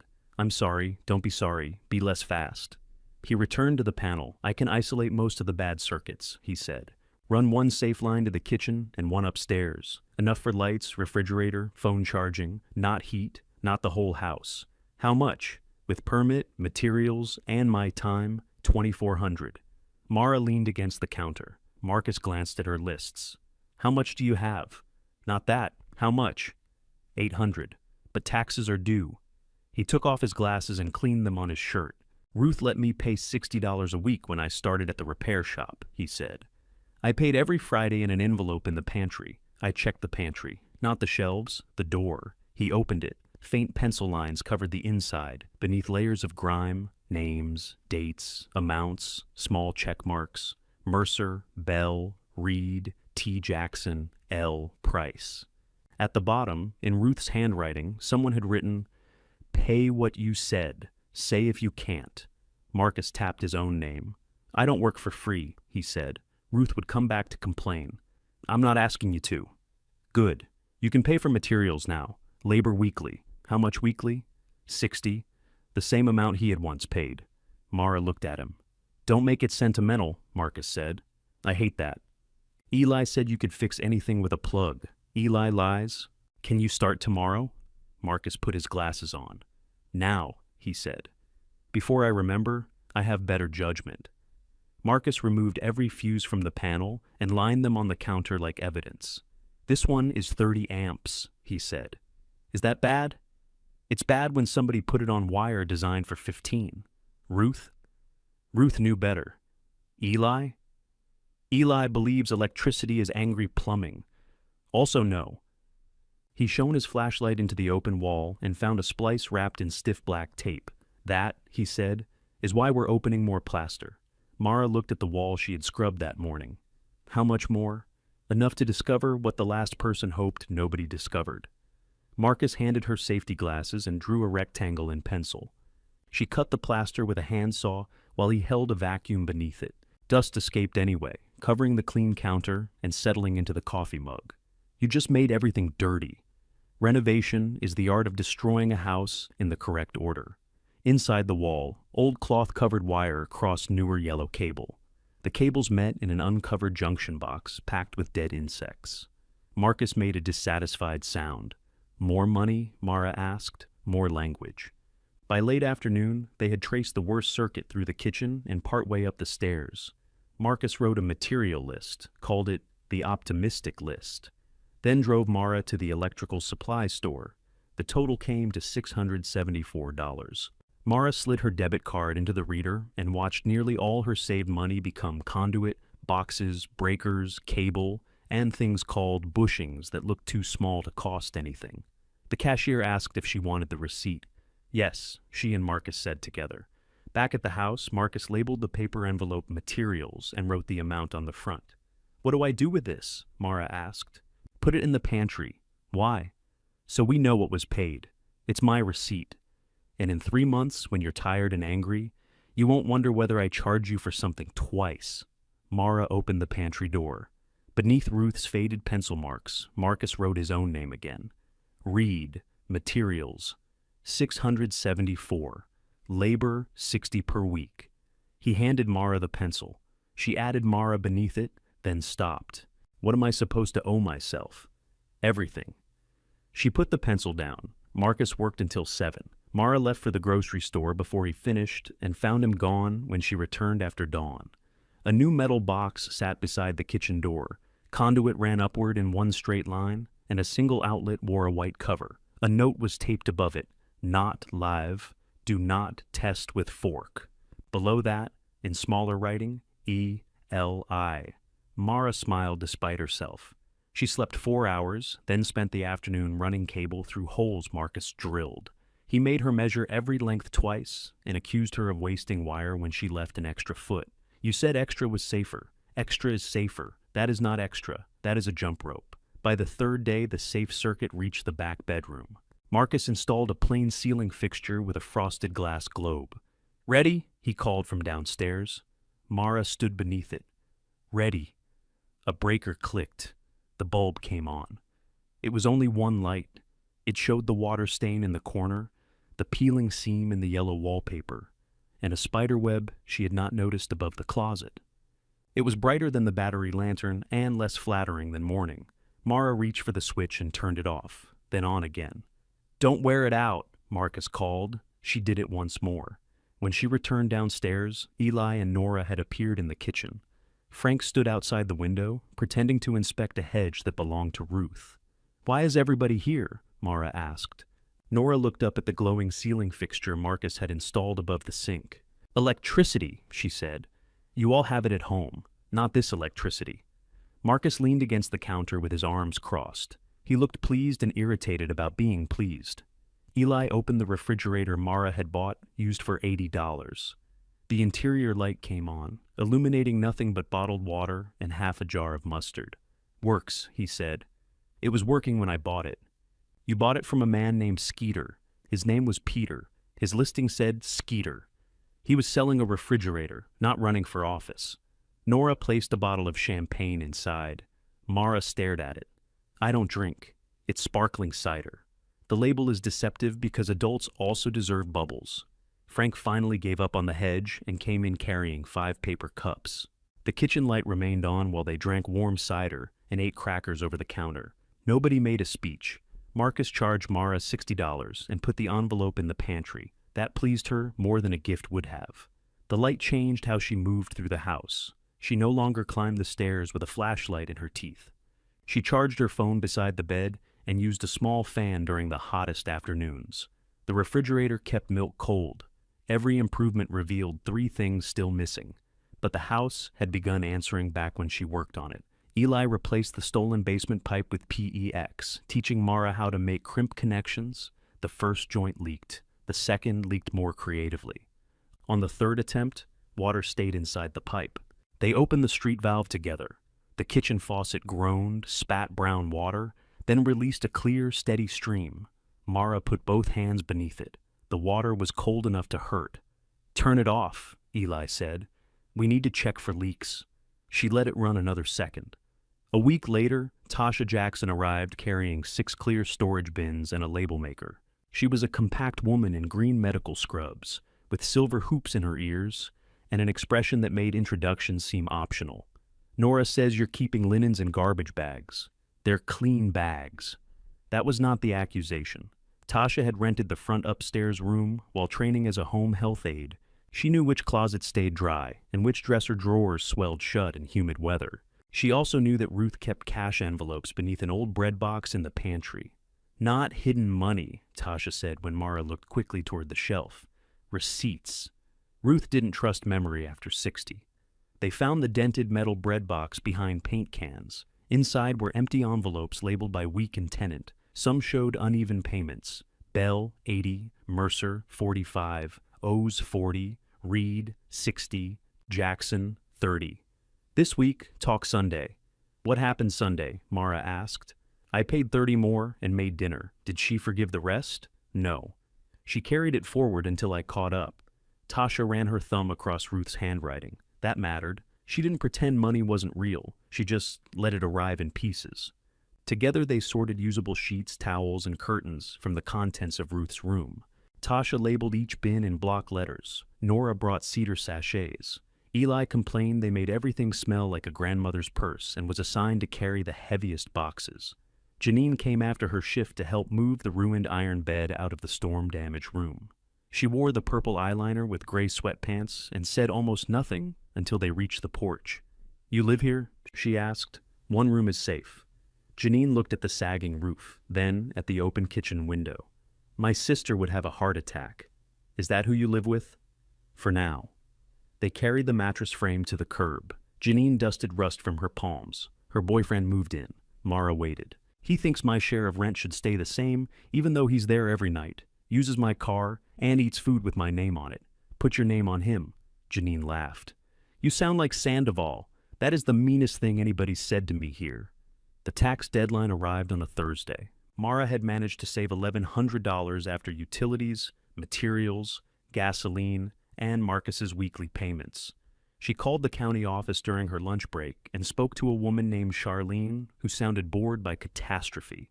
"The penalty is 1% this month," Charlene said. "What happens to the house? You continue to owe taxes. Nobody takes it? Not Friday, if that's what you mean." Cal had made the date sound like a trapdoor. In reality, the debt grew by $38 and change. Mara hated the extra cost. She hated even more that she felt relieved to pay it. She submitted $1,000 toward the balance and printed the receipt at the grocery store. Sandoval watched the page emerge from the office printer. "Did you buy a county?" he asked. "Part of one." "You're out of black ink. Take it from my check." "That is not how office supplies work."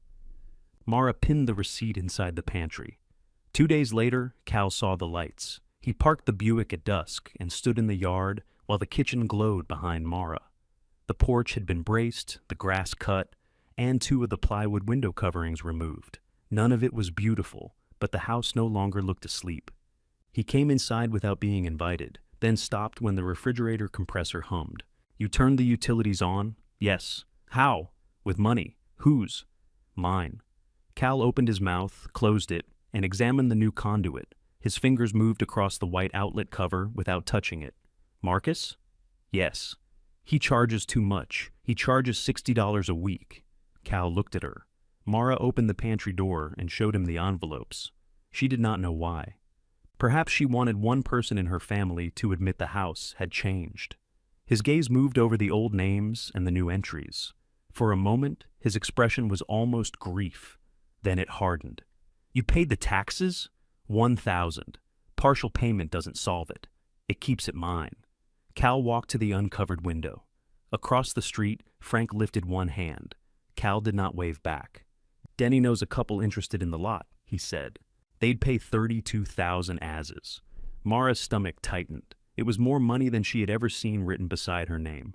"After taxes and demolition?" she asked. "They'd handle demolition." "You clear the taxes at closing. What do you get?" "Nothing. I don't believe you."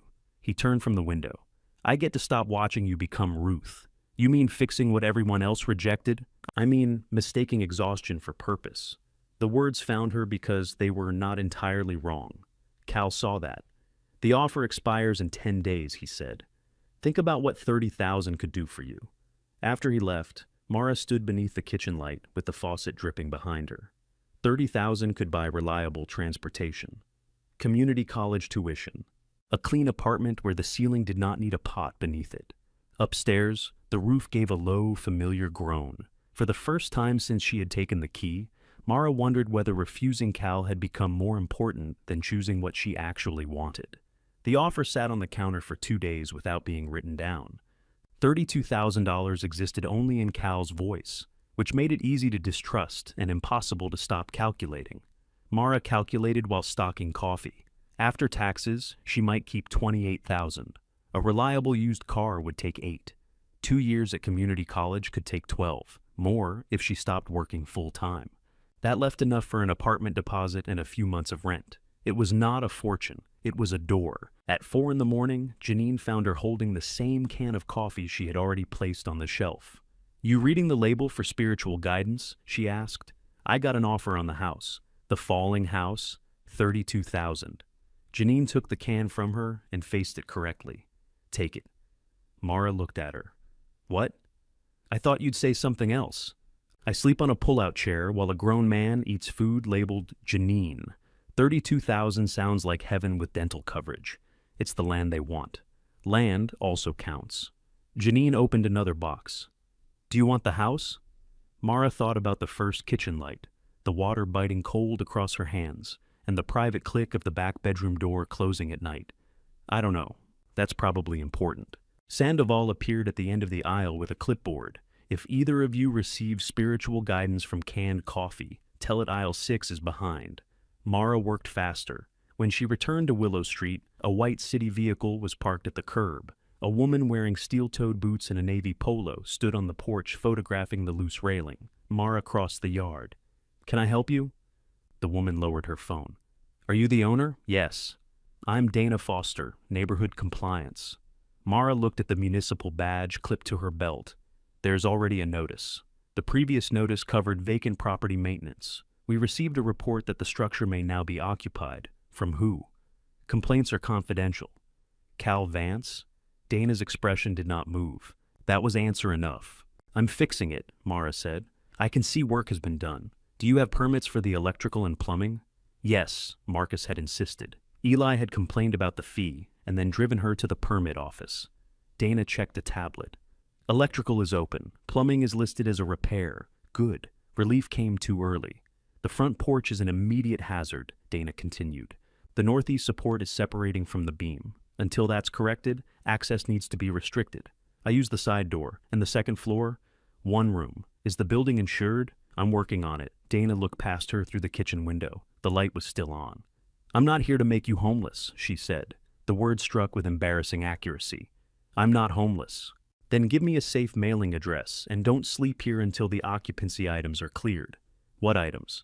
Dana showed her the screen. Smoke detectors on each occupied floor, clear exits, tested electrical service, functioning sanitation, stabilized porch access, a structural evaluation of the damaged roof section. I have smoke detectors and water. The electrical work is permitted.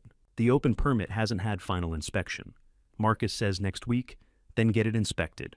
I'll give you 14 days on the porch hazard. The roof needs a written assessment before I can clear occupancy. 14 days? That's more than the beam may give you. Dana stapled a bright orange paper beside the faded red notice.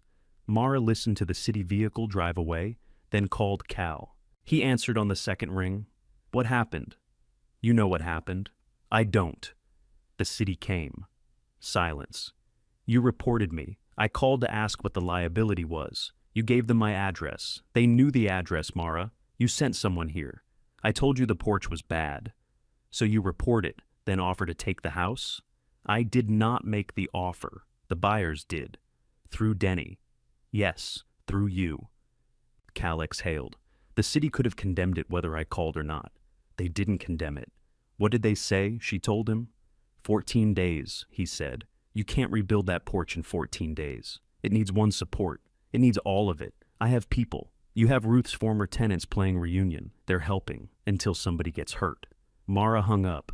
Eli arrived at noon and read the orange notice twice. He called them, Mara said. Probably. You don't sound angry. I'm angry at the beam. She pointed upward. Can we fix it? Eli pressed one thumb into the wood where the porch post met the horizontal beam. The tip disappeared into rot. We can replace the support and sister the beam, he said, but not today. Why? Need 2 adjustable jacks and another pair of hands. I have hands, another pair that understands what's above them. I understand there's a porch roof, which weighs more than your Honda. So, we wait? We get what we need. 14 days. Is longer than tomorrow. He wants me to sell. That's unrelated to whether we rush a load-bearing repair. Everything's related. Eli looked at her closely. Did you sleep? 3 hours. Then you're holding tools with me today. I can work. You can carry lumber and hate Cal. No ladder. They removed the loose railing and stacked damaged boards in the yard. Eli showed her where the beam had separated, drawing a chalk line along the soundest wood. Mara measured for the temporary support while he called Marcus. Marcus could come the next afternoon with a jack. That should have ended the work. Instead, Mara saw the porch roof shift. It happened when Eli pried away a decorative trim board. The post beneath the northeast corner leaned outward less than an inch, then stopped. Eli froze. Back up, he said. Mara stepped into the yard. He eased the pry bar free. The post remained angled. We brace it now, she said. No, We stay off the porch. We can put one of the roof braces under the beam. Those are cut for upstairs. We have scrap. Not enough. There's a new 4x4 beside the basement door. That's for the sill repair. It's wood. It's too short unless we raise it on blocking. So use blocking? Eli studied the post, then looked at her. This is exactly when people make expensive mistakes, he said. And leaving it like that is safe? No. Then what? We close the porch, go by the right length, and come back with Marcus. The store is 40 minutes away. The porch has been bad for years. It just moved. Mara heard herself and knew she sounded frantic. She also saw the orange notice beside the door, Cal's offer ticking down, and $32,000 waiting for her to fail. Eli saw those things too. He should have refused. Instead, he said, "We brace it from the ground. Nobody goes beneath the beam." They cut the shorter post and built a wide base from stacked lumber in the yard. Eli positioned an old bottle jack on top. "Slow," he told her. "One pump at a time." Mara worked the handle. The jack rose, pressing the post against the underside of the porch beam. "Stop." She stopped. Eli crouched several feet away, watching the joint. One more. She pumped. The beam gave a soft wooden pop. Eli stood. "Back it down." "What happened?" "Back it down." Mara turned the release too far. The jack dropped half an inch. The rotten original post kicked sideways. Eli lunged to push Mara clear. The porch beam came down at an angle, striking his shoulder and throwing him against the steps.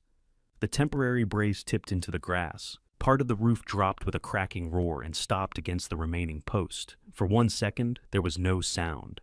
Then Eli tried to sit up. Mara was beside him before she remembered moving. "Don't." "I'm fine. You got hit."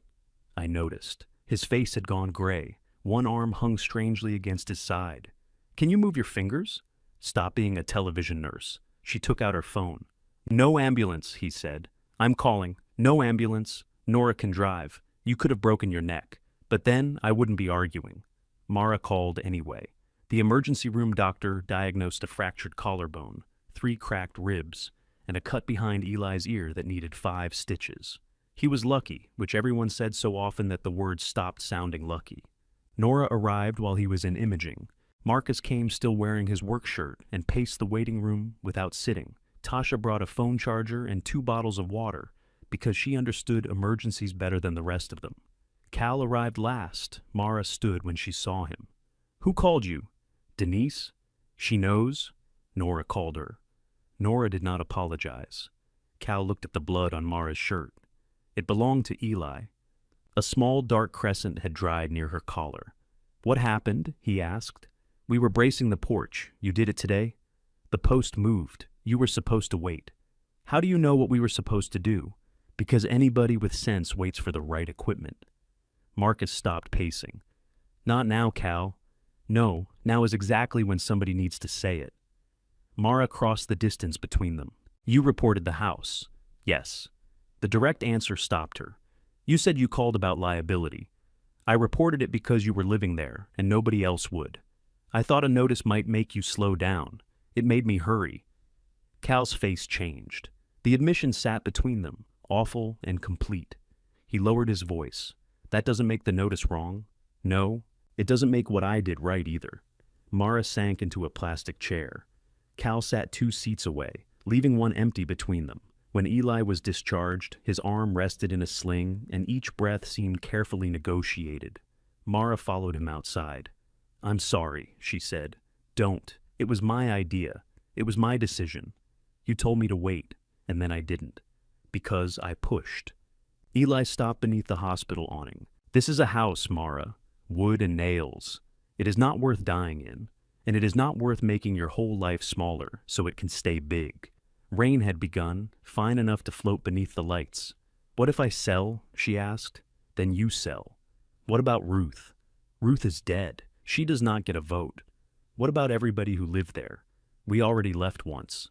She looked at the sling, the white dressing behind his ear. "I thought fixing it meant something." "It does, but..." "Meaning something doesn't make it possible." Nora drove Eli home. Marcus followed to make sure he could manage the stairs above the laundromat.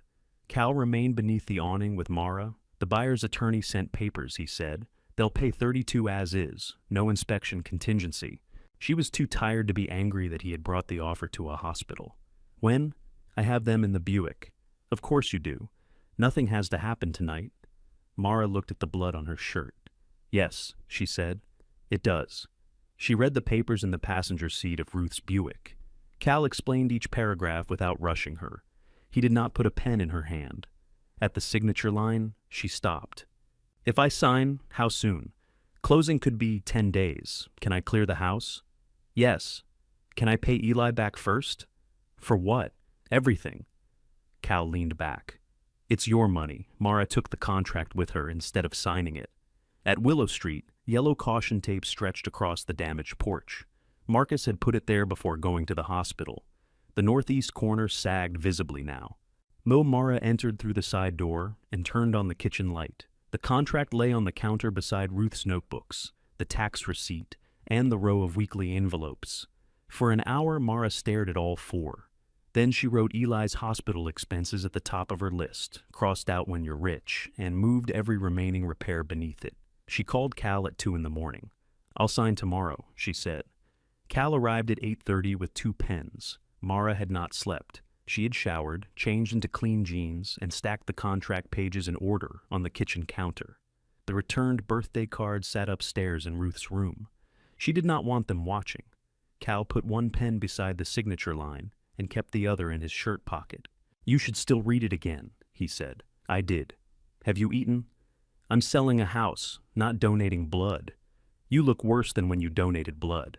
I've never donated blood. Then you look worse than you would. He opened the refrigerator, found Nora's sparkling cider and the half jar of mustard, then closed it. Do you want breakfast? No, that wasn't a trick. Mara sat at the counter. Cal remained standing. The contract was clean and simple. The buyers wanted the land and whatever stood on it. They would take the house as is, clear the remaining taxes at closing, and give Mara the balance.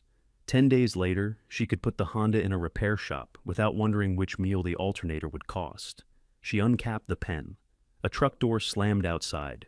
Marcus came through the side entrance carrying the canvas tool pouch Eli had left behind. He stopped when he saw Cal and the papers. What's this? He asked. None of your business, Cal said. Marcus set the pouch on the counter. Then why do I understand it? I'm signing, Mara said. Marcus looked at her. Not the contract. Because you want to? Because Eli got hurt. Those are different sentences. The hospital bill is being handled by who?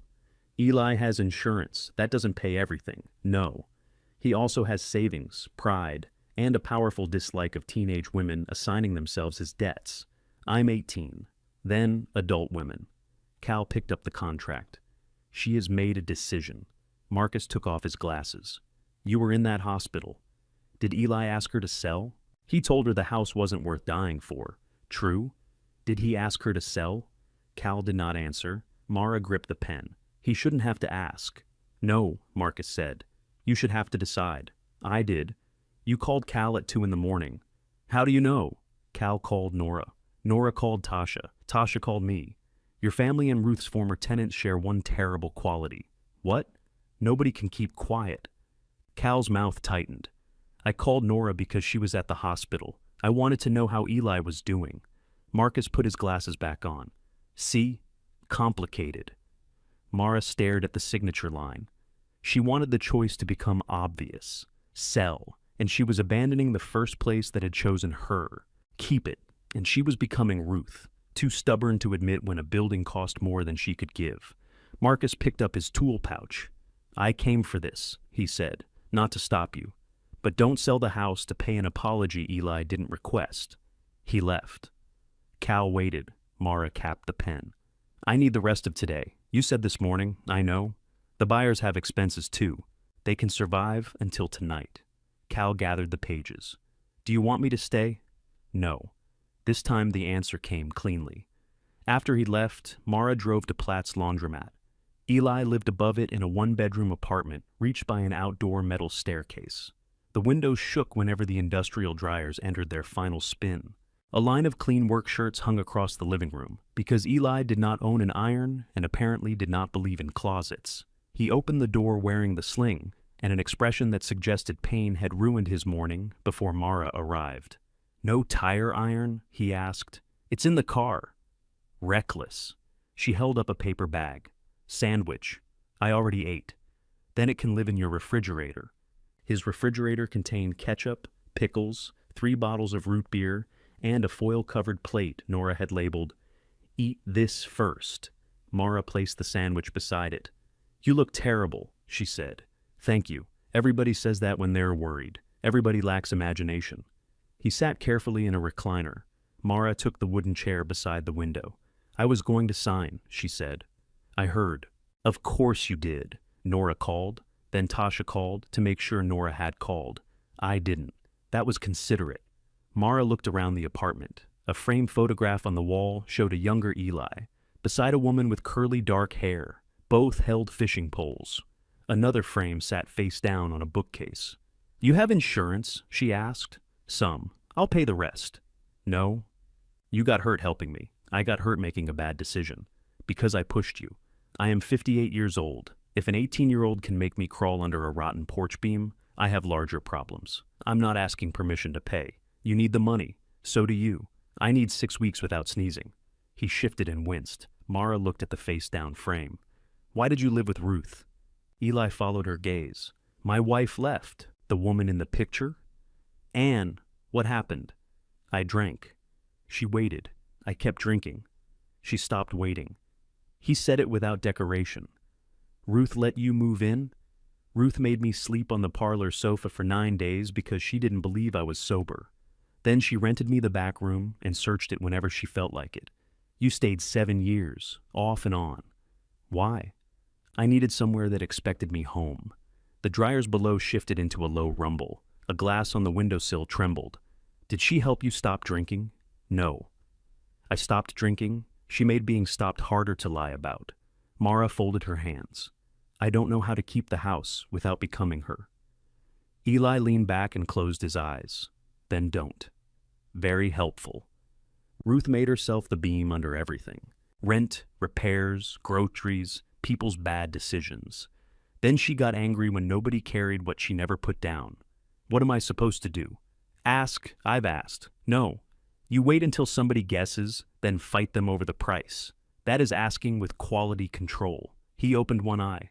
"Ask people for one thing. Let them say no. Don't turn help into a lifetime contract. What if it still isn't enough? Then sell because it isn't enough. Not because I bruised badly, fractured, technicality." Mara stood. At the door she noticed a hardware store receipt pinned to a corkboard. Beneath it, written in Ruth's square hand, were the words, "Eli, paid in full." "Ruth wrote that?" "She got tired of me claiming I owed her." "Did you?" "Probably." "Do I owe you?" "Yes." Mara waited. "Listen the first time," he said. She drove back to Willow Street and took the flattened grocery bag lists off the counter. On the blank side of each one, she wrote a name and one request. She called Denny first. "I need the porch stabilized correctly," she said. "Not free.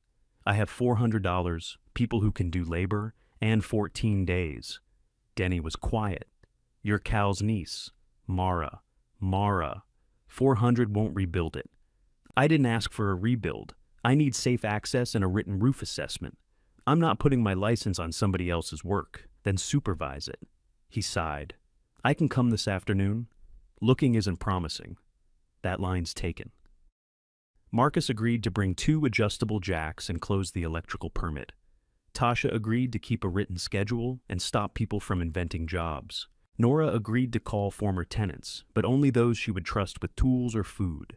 Frank agreed to haul debris in his pickup if nobody told his wife how much rusty metal was involved.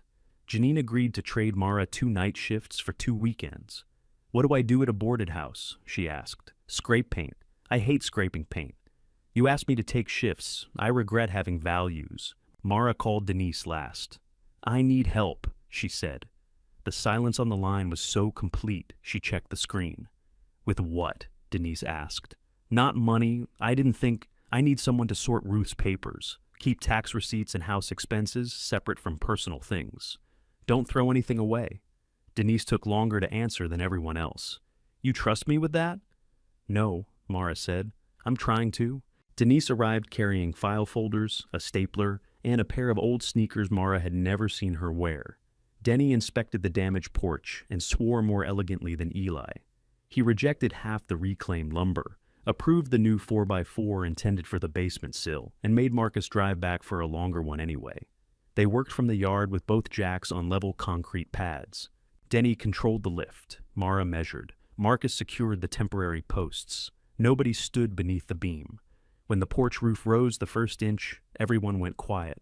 "Don't admire it," Denny said. "Bolt it." They replaced the rotten support and sistered the damaged beam with new lumber. Denny charged Mara $350 and wrote that the roof's braced north section was stable for limited occupancy pending permanent repair. It was not permission to ignore the roof. It was time. The former tenants Nora called did not arrive carrying checks. One brought a circular saw, another brought folding tables. A woman named Lena Price dropped off heavy curtains and stayed long enough to paint a window frame.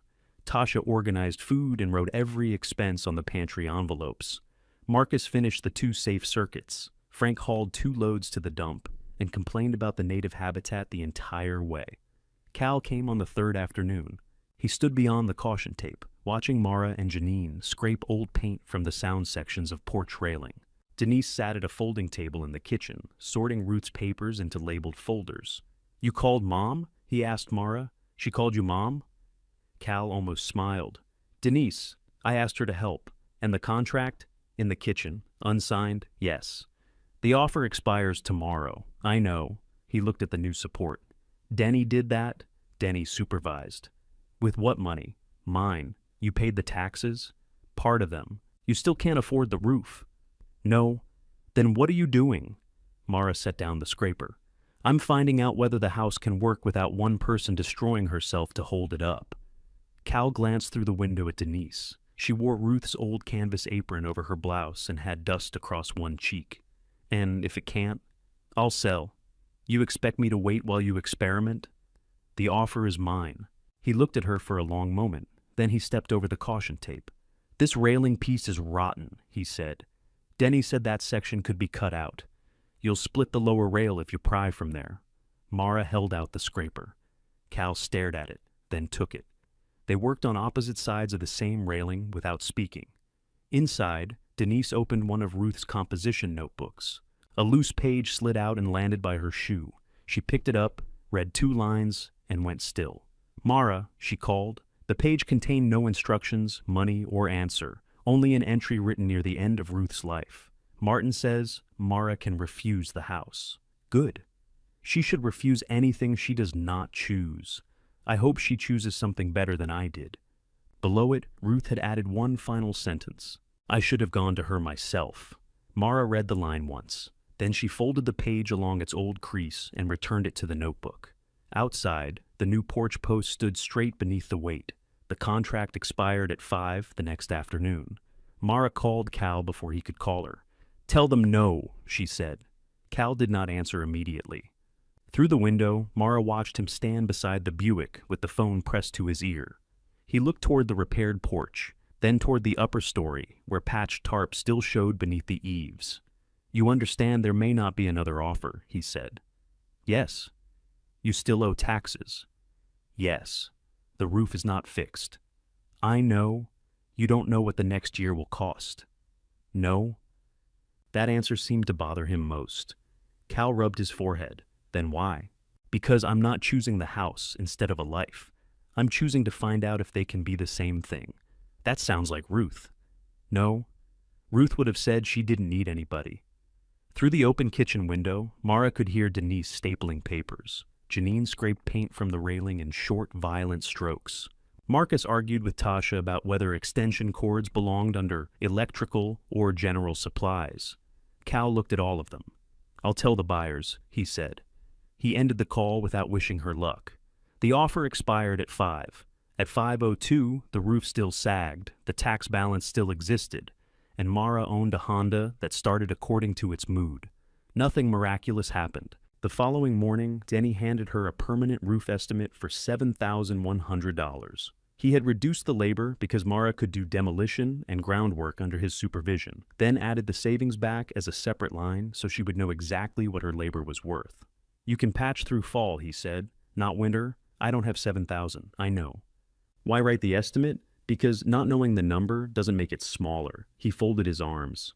"My helper quit yesterday."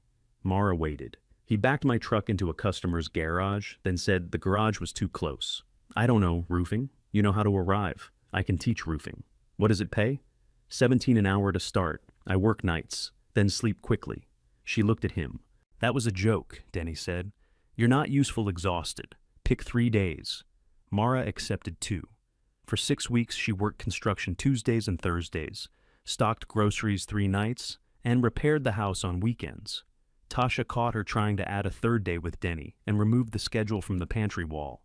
"You asked me to organize," she said. "I asked you to organize the house. You are currently a failing house system." Mara took Sunday off. The first time Denise returned, she wore jeans, a gray t-shirt, and the old sneakers. She brought no folders and offered no advice. "What needs doing?" she asked. Mara pointed to the kitchen floor. Beneath layers of dirt and yellowed wax, black adhesive showed around the edges where an older floor had been removed. "That," she said. Denise knelt with a scraper. They worked for 40 minutes before speaking. "Ruth hated this linoleum," Denise said. "Why didn't she replace it? She hated spending money more." "That doesn't sound like someone who kept fixing a roof. She could hate 2 things at once." Mara scraped another dark strip from the floor. "I'm still angry. I know. I don't want you coming here because you think work erases things." Denise sat back on her heels. Sweat had loosened her hair around her face. "It doesn't," she said. "I came because I didn't know what else you would let me do." Mara looked at the small, cleared patch between them. "Come next Saturday," she said. "We won't be done." They were not. Denise arrived the next Saturday and the one after that. Sometimes they spoke about Ruth. Sometimes they argued about cleaning products. Once Denise suggested a pale gray paint for the kitchen, and Mara told her no house had ever improved by becoming the color of an office cubicle. Denise laughed hard enough to sit on the floor. Forgiveness did not enter with her. It gathered slowly in the room, unannounced, alongside dust and scraped adhesive. Dana Foster returned after Marcus's electrical inspection closed, and Denny certified the porch support. She tested the smoke detectors, opened the back bedroom window, and frowned at the narrow side exit. "You need to keep this path clear," she said. "I cut the weeds. You stacked lumber in it." Mara moved the lumber. Dana removed the orange notice but left the original maintenance order until the remaining boards and exterior hazards were addressed. "Limited occupancy," she said. "1 bedroom. No tenants until the roof work is complete and the 2nd floor inspection passes." Mara read the paper twice. "Can I sleep here?" Dana sighed. "That is what limited occupancy means." Mara slept 12 hours that night. The permanent roof took until October. Denny's crew replaced the rotten north decking, while Mara stripped shingles, hauled debris, and learned to mark rafter locations without driving nails through empty air. Every week, part of her construction pay went back into materials. She sold the parlor sofa, 2 dressers, the blue china, and a collection of ceramic birds that Lydia had rejected. She refused to sell Ruth's tools. Cal offered $400 for the long oak dining table. "You don't have room for it," Mara said. "I know." "Then why?" He ran one hand over the sheet covering it. "I ate Sunday dinners there." Mara helped him carry it out after Eli declared the dining room floor safe enough. Cal paid the full $400 and did not call it charity. When the downstairs toilet backed up in November, Denise called him before Mara could stop her. Cal arrived with an auger and the same expression he had worn at the will reading. "I didn't ask," Mara said. "I know. I can call a plumber. I know that too."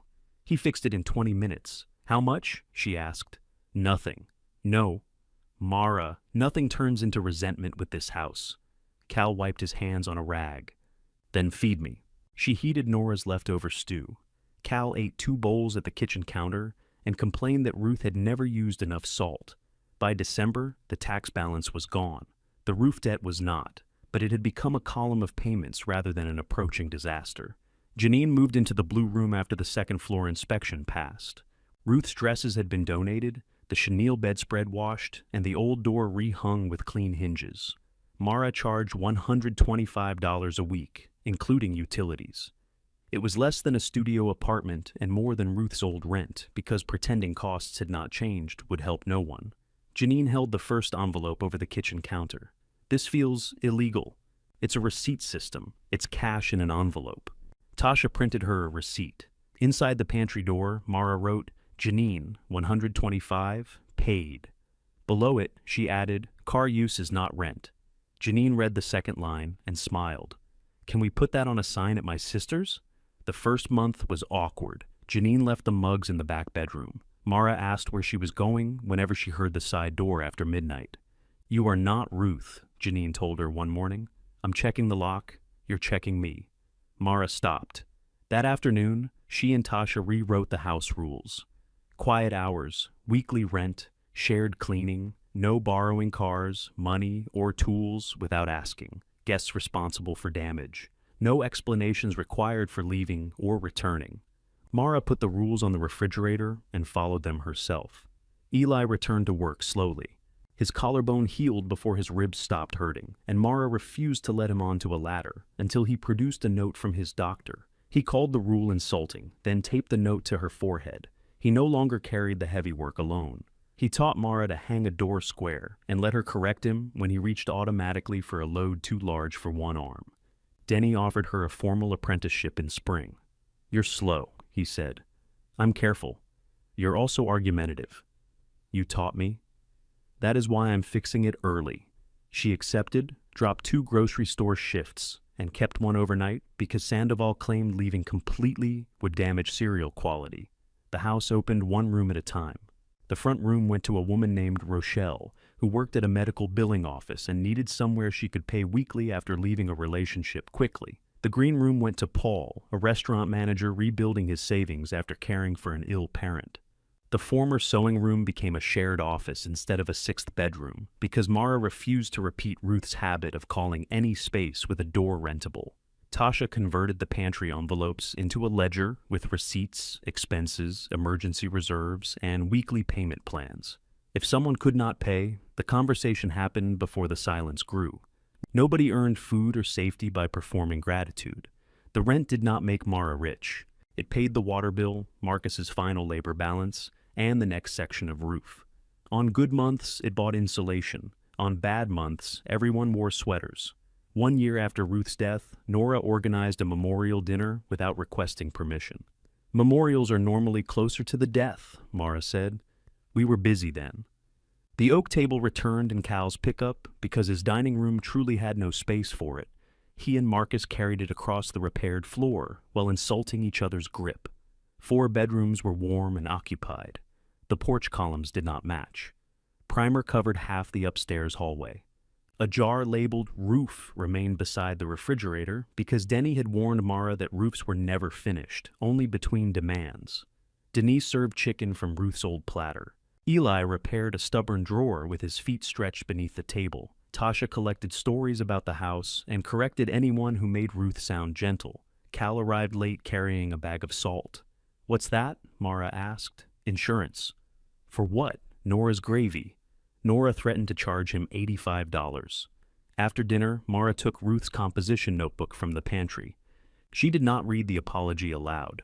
Ruth's failures did not need to become entertainment, and neither did her love. Instead, Mara passed around the photograph of herself wearing number 7. Each person told one true story about Ruth. Some were kind, some were not. Together they sounded like a woman rather than a saint. Rochelle moved into the blue room that evening, and Janine transferred to the larger front bedroom. Mara remained in the small back room with yellow flowers, the blue marble still on the sill. After everyone left, she returned to the kitchen. One section of plywood remained over the narrow window beside the pantry.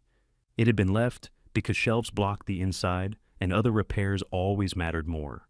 Mara wedged Ruth's old pry bar beneath the edge. The first nail resisted. The second broke free. At the third, the board tipped outward into Eli's waiting hands. You planned this? She asked. I saw the pry bar. They lowered the plywood to the porch. Morning light entered the kitchen from 2 directions. It crossed the scarred table, the labeled envelopes, the clean coffee mug, and the stretch of floor where Mara and Denise had scraped away the old black adhesive. Mara opened the window. Outside, the hydrangeas were blooming blue again. Behind her, 4 bedroom doors stood closed because 4 adults had chosen to sleep there. Pipes moved water through the walls. The refrigerator hummed. A roof Mara had helped build held sunlight instead of rain. The house had not rescued her. It had needed her to stay long enough to learn the difference between being necessary and belonging. Eli carried the final board toward the scrap pile. Mara leaned on the open sill, felt the warm air move through the kitchen, and let the house see outside.